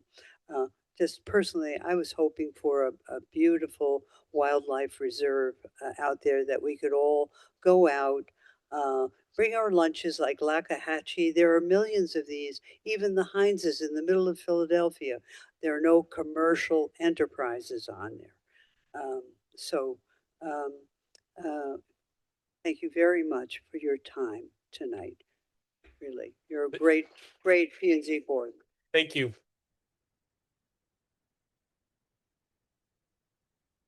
Thank you. Thank you for hearing us tonight. This is a welcome moment for all of us. I don't want to repeat a lot of things. Do you mind stating your name and address? Oh, Mary Lou Barber. I live at 6 Narrow Make Avenue, South Norwalk. So many of the concerns that have already been stated are mine as well. I think Laura Budd, our last online caller, pretty much stated how I feel about how we need to work together to make this work. I live off of Woodward, And it's again, it's a 2-lane highway or 2-lane road access to our homes. And I cannot see how that is ever going to change. And if we already have very narrow passageway, we have to step into the other lane to go around cars that are parked, and the other cars have to kind of slow down so that we can come past them. That's still going to be there. And I don't see any plan for redoing the road. You'd have to take some people's property in order to do that. But if there are ways to bring people in different ways, I don't want to shoot down the whole idea, because initially it was a very romantic idea and it sounded wonderful. And it was all about wildlife, the ecosystem, and giving people access to the shorefront, which I love. And I want that to happen. But I think you need to take a step back, both you and the applicant, and reconsider the largeness of the plans that have been made, the additional hotels, and I can see a restaurant, but the hotels and increased traffic really has to be worked out and thought about much more with much more accuracy, because it's going to affect all of us in a very big way. And families, I think it was Laura who said that, families live here, and we're going to be bringing more families in. So there's going to be more traffic. I-95 exits are already packed with people, and it's going to get more. So I think there has to be a reconsideration of that entire plan. Not to not do this plan, not to not do Manresa, but it's called Manresa Wild. And it's going to get wild. Maybe not in the way we want it to. Thank you very much. Thank you. Next is online speaker Kimmy Krieger.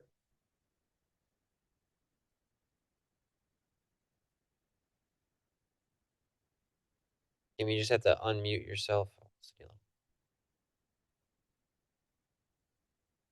Ms. Krieger, we can't hear you if you're, oh, there we go. Your mic just came off. Go ahead. Hi, can you guys hear me now? Yes, we can. Please state your name and address. Fabulous. My name is Kimmy Krieger. I live at 3 McAllister Avenue in South Norwalk. I wanted to state, first of all, my great support for this project. It's a fabulous idea, and like someone else called it, very romantic, that in this day and age we might actually open up more shorefront to the public. I especially would like to note that there has been discussion of lights, but that I very much hope that this project will have some evening activities and be open and allow teenagers and have activities that attract teens, because there's really not many places for them to go and not much to do in Norwalk right now. And that's one of the things that's exciting about Manresa Island, that it has these active opportunities for young people. I would also like to acknowledge that people's concerns about traffic are valid. Actually, my parents spoke earlier in this meeting, and they seemed rather, they aren't as excited about the project as me, and they mentioned their grandchildren play on those roads. Those grandchildren are my kids, and I do love that those roads are quiet and safe for children and bicyclists. And I think several people have brought up that there are public buses already that go down Woodward. And there's also the possibility of water taxis, and and maybe even a new bike path. And so there are many, many ways of getting people to Manresa Island that do not require cars and vehicles. And I think all of those are great ideas. Norwalk is so into bike lanes right now. We like kind of joke, if you can't tax it, Norwalk puts a bike lane on it.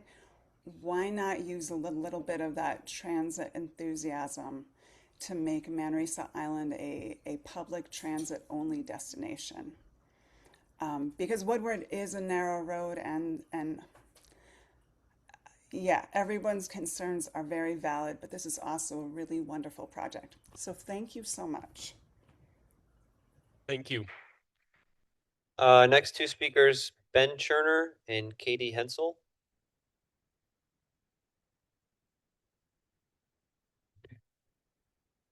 Ben Cherner, Rialto Road. I'm a licensed architect in New York and Connecticut, and I generally support this project with some significant reservations. One is I was a little confused when I saw the presentation and saw all these permitted uses. And then I realized they had created a special district and then decided that they were permitted uses, but some were not quite permitted. I mean, if you're going to create a Manresa Wild Special District, why not just say all the uses are permitted? That, because right now it's a CD1S, and I think most of those so-called permitted uses would not be permitted. And I think that Manresa Wild has put together a dream team. I've told Jess and Doug that, and Austin, that the only problem with Manresa Wild is it's too amazingly good. Okay. And the architects that I know in New York and Connecticut have all, we talk to each other about it, and it's clearly a regional attraction because it's so good. I mean, the presentation at the Maritime Aquarium blew me away. It was just gorgeous. And I think the issues with having a regional attraction are many. And how do you solve that? I don't know. But we have to keep in mind the scale and step back and say, we're embracing a regional attraction and we're going to figure out how to make it work, or we're going to scale it back. I think that the claim that the biggest building, 20-story boiler building, that it's expensive and ecologically wrong to demolish it. I went there, the whole thing's bolted together. It can be unbolted, all the steel reused, all the concrete reused. I personally think that having that giant building, they want to keep it as a placeholder because once they take it down, they'd never be allowed to rebuild it. So I think the project would benefit in many ways by removing the boiler building. You'd have more landscape. You would be getting rid of a significant, there's no way around it. It is way too big for the coastline. The other minor thing about the traffic, we're all talking about parking on site, but once you've parked there, cars aren't an issue, but the cars going back and forth, you're going to have so many people taking Ubers, being dropped off. That is, I would suggest, may double the traffic to the facility. Minor point. And that's all I have to say tonight. Thank you. Thank you.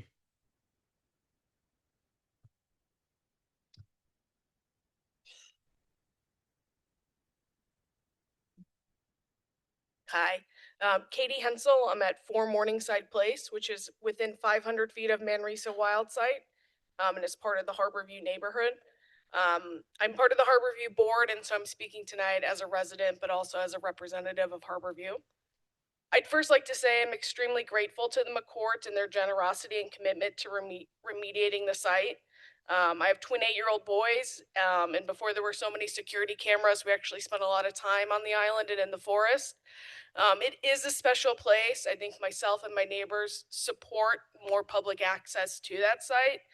However, we have concerns about the vast zoning uses being requested. I know myself and many of my neighbors were very engaged in the public comment process. We felt very optimistic when we saw modifications being made to the master plan. However, when the zoning application came out, for lack of better word, I think we all felt duped with all the uses being requested. All these uses, hotels, parking structures, the other ones that mentioned tonight were not part of that initial master plan.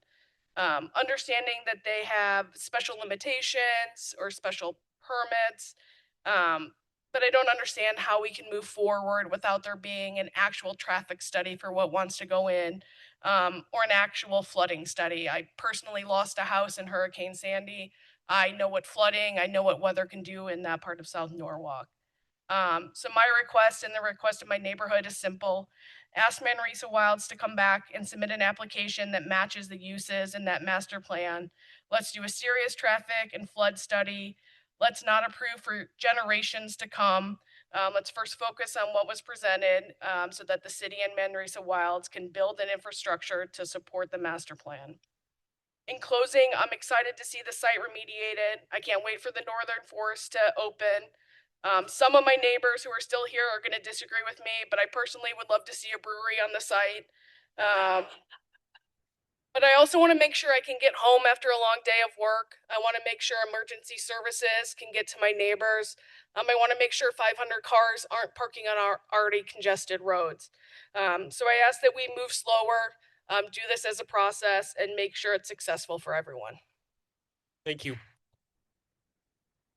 Our next online speaker, David McCarthy.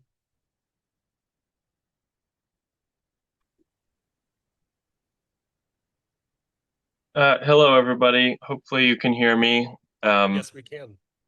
Thank you. Appreciate the opportunity to speak. I reside at 35 Fox Run Road, and I spoke at the last hearing about the North Forest, so you already know that I support the project. I won't go into detail about that. However, today I do want to share some concerns I have about the zone change and text amendment that have been presented. Again, I do support the project. I think it would be great for Norwalk, but I do think some things need to be changed in it in the presentation made today. First and foremost, like many others have said, the traffic report that the applicant provided was scary, to say the least. It, I believe, calculated 586 trips at the peak, and the DOT information that's available online indicates that the current peak of Woodward Avenue is 421 trips, which occurs on a random Tuesday at 5 p.m. So expanding traffic on that road by 150% seems completely unrealistic. And the mitigations that were proposed in the traffic report were also unrealistic. And so I think a lot more work needs to be put into traffic before I think that the commission should approve the zone change and text amendment. Secondly, there is a perception I hear a lot in the community that our public beach is overused by non-Norwalkers. The traffic in and out of East Norwalk is generally pretty bad in the weekends. I think the zoning commission should consider with this application some kind of a system to prioritize Norwalkers. We are going to bear all of the burden of traffic and noise and so on from this development. And so one idea for how to do that is how Waveney manages its access to its pool, where residents are able to access it, but then non-residents have to sign up for a lottery and can get a kind of a membership through a lottery process that they also have to pay for. I like that general concept as a way to manage access to this facility so that Norwalkers actually benefit from it. But I would just like the applicant to put more thought into that and figure out some way to propose that to you. And then lastly, I think that the site plan approval threshold is too low. I believe when I was looking through it that the text amendment proposes that any building with a footprint of more than 15,000 square feet or floor area of 40,000 square feet would be subject to a site plan review. That's quite a large building to not have subject to a site plan review. I would propose that it's 5,000 square feet, like pretty much every other zone.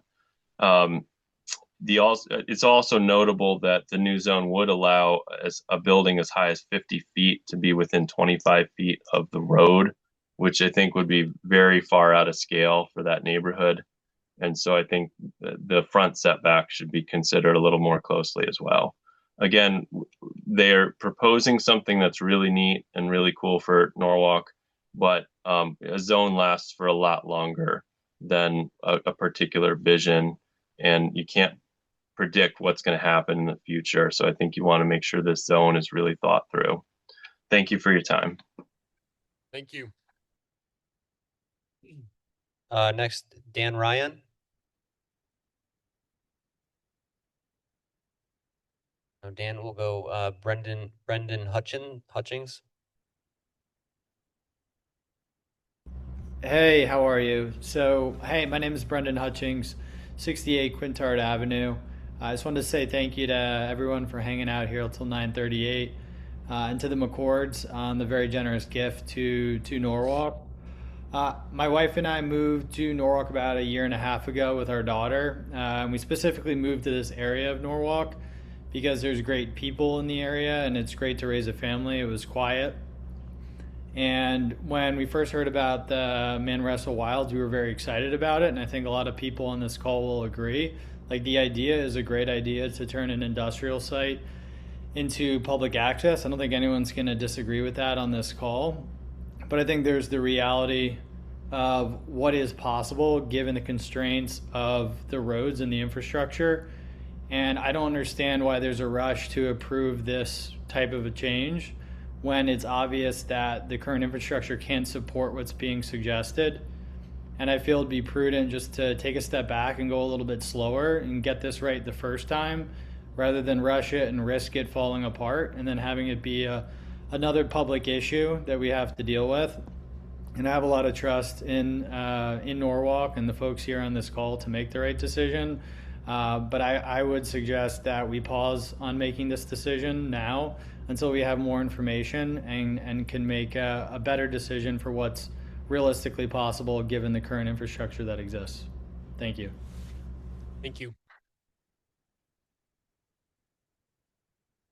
Douglas Stowe.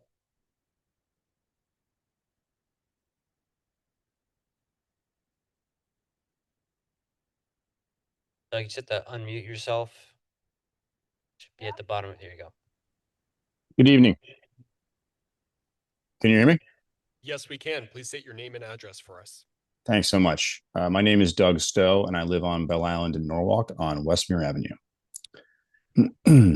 Good evening. I'm speaking this evening on behalf of the Bell Island Improvement Association, which represents about 125 families that all look at Manresa Island. The association submitted more detailed written comments to the planning director before tonight's meeting. We respectfully ask that they be considered as part of the record. Our remarks tonight primarily focus on one issue: the legal framework that will govern Manresa Wilds for decades to come. The opportunity to restore a contaminated industrial site, preserve open space, and create meaningful public access to our waterfront is absolutely extraordinary. The generosity and vision behind Manresa Wilds have understandably earned broad public support. Our comments are not about the vision itself, but about the legal framework that will preserve it. The June 26 meeting was the first opportunity for the public and the commission to begin understanding a proposal that includes a new special district, the Park Master Plan, and the rezoning of the property. Those decisions will determine not only what uses may ultimately be permitted, but also the standards future proposals must satisfy, when additional public review will be required, and how the property may evolve over time. The comments submitted by the public consistently raise concerns about traffic, parking, noise, lighting, public safety, neighborhood character, and the scale and intensity of future activities. Those concerns are not separate from the zoning decision before you. They are precisely why the legal framework matters so much. Some details will be addressed through future applications, but the SDMW zoning regulations and the park master plan adopted now will establish the rules under which those future decisions are made. For that reason, we respectfully ask the Commission to take the time necessary to ensure this framework contains clear, objective, and enforceable standards before it is adopted. The regulation should provide durable guidance on the scale and intensity of uses, meaningful performance standards, and clear triggers for future public review so that both the applicant and the community understand the rules that will govern this property over time. This is not a choice between supporting Manresa Wilds and protecting surrounding neighborhoods. Thoughtful planning should accomplish both. A strong legal framework will protect the vision, provide certainty for future decision makers, and build lasting public confidence. The public has largely embraced the vision for Manresa Wilds, and now the proposed SDMW zoning district and the park master plan should earn that same confidence. Your legacy will be measured not only by the vision you approve, but by the legal framework you establish to preserve that vision, protect surrounding neighborhoods, and sustain public trust for generations to come. Finally, on a personal note, many of us wish the smokestack were coming down because it remains a highly visible and unattractive reminder of a very tragic past. Thank you. Thank you. Is that everyone? Okay, I believe that is everyone who has signed up on the list or raised their hand online. Is there anyone who is here in person tonight that would like to speak that has not? All right, is there anybody else online who wishes to speak? Please raise your hand, or what is the phone option? I'm sorry. Star 9. Press star 9. Thank you, Steve. Oh, would you like to speak? Oh, please state your name and address for the record. Hi, I'm Katja Kapaski, 51 Neptune Avenue. I was doing a little research. Again, like so many people, I was initially so excited about this and then floored at the sort of blank check that it seems the Manresa Wilds is asking you for almost immediately. So I didn't prepare to speak tonight, but I've been doing some quick research in the last month since I watched your last meeting. And I have read that as much as I'm a fan of Woods Hole research and love good science, that laboratory research zoning designations are a backdoor for data centers. Can you please guarantee us that there will be no data centers on this site, which is a place that clearly could be eyed that way, given its the way that it transmits electricity. So can we please write that into the zoning code that there will be no data centers, no any kind of further power generation, or especially data centers? Thank you. Thank you.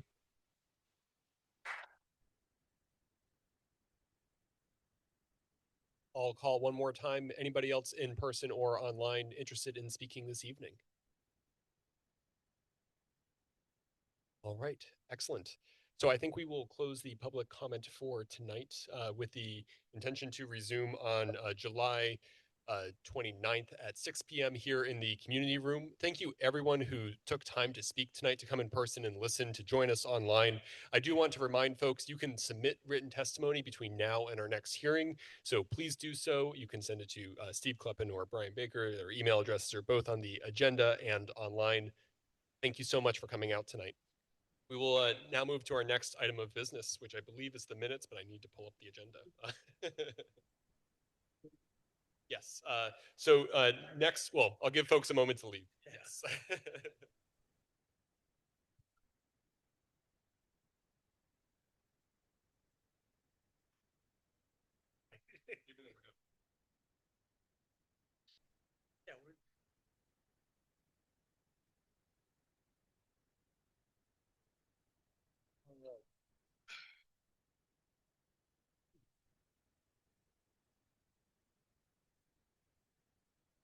I will ask folks if you can take conversation into the hallway, as we need to conclude our business for this evening. So if you could please take conversation outside, that's much appreciated as we need to conclude our meeting. Thank you. All right. Galen, can you hear us all right online? Excellent. Okay, good. So I think we can keep moving forward here. Next is acceptance of the minutes. Is there a motion for the July 1st regular meeting minutes? Thank you, Harvey. Lou, is that second? Are there any comments or modifications to the minutes? Thank you for making those modifications. Yes, I'll address that in a moment here, but let's do this with a show of hands. All those in favor? Abstaining from JJ, Galen's in favor. Excellent. And same with John. Thank you. So that carries with everyone but JJ approving it, and JJ abstaining. So excellent. Comments of the director. Steve, do you have any comments? No, nothing. Thank you. Okay. Comments of commissioners. I'll briefly note, based on our conversation last week, we had a discussion internally about the content and the amount of content in our minutes, in the format of our minutes. Thank you, Diana, for updating how we are taking our minutes, and we are going back to how we had minutes before. So just wanted to share that with the commissioners, and that'll be effective starting with tonight's meeting. Are there other comments of commissioners? Let's just moving forward after our next meeting. Yes. Since this is such a big. Yep. Apple to take bites out of that. What are the thoughts how we're going to do this to make it? Is it? I mean, I've seen text changes proposed for different projects, but never to this kind of extent. That it's kind of leaving it almost up to the commission to check what box do you like and what box don't you like? And that might be a better method of doing it. I don't know. I'm just trying to understand. There are actually a couple of extra steps. Based on what I heard tonight, you're going to reopen it, public comment at the next meeting. So we should finish public comment, but then we get a response from the applicant. And my guess is that's going to take quite a while. That may take the rest of the meeting. Sure. We have to go to a third meeting at which we discuss this and possibly reach a decision. Sure. We may also find that new information gets introduced as we're going through this, and we might have to open up again for the public. So we'll see how that goes. But we'll have to work with the applicant on gaining extensions. Hopefully they're amenable to that on the timeline piece. But yeah, we'll take our time and make sure that we're ready to go through this. It may be better at our next meeting to figure out how we want to chew through this. I see Steve has his hand up, but I don't know that we have all the information yet to know exactly what the right approach is to dissect this and figure out how we want to make that decision. Does that help? Yeah, no, it is. Steve? I was just going to caution you, we moved on from that agenda item. So outside of procedural items, maybe not getting expand the conversation any further than that. Sure. Absolutely. Hopefully, let's leave this here then, and we'll pick it back up at our next meeting. Thank you, Steve. Yes. Have a great night. Any other comments of commissioners? All right. Hearing none, is there a motion to adjourn? Thank you. I heard a few. All those in favor? Have a great evening, everyone. We are adjourned. Thank you.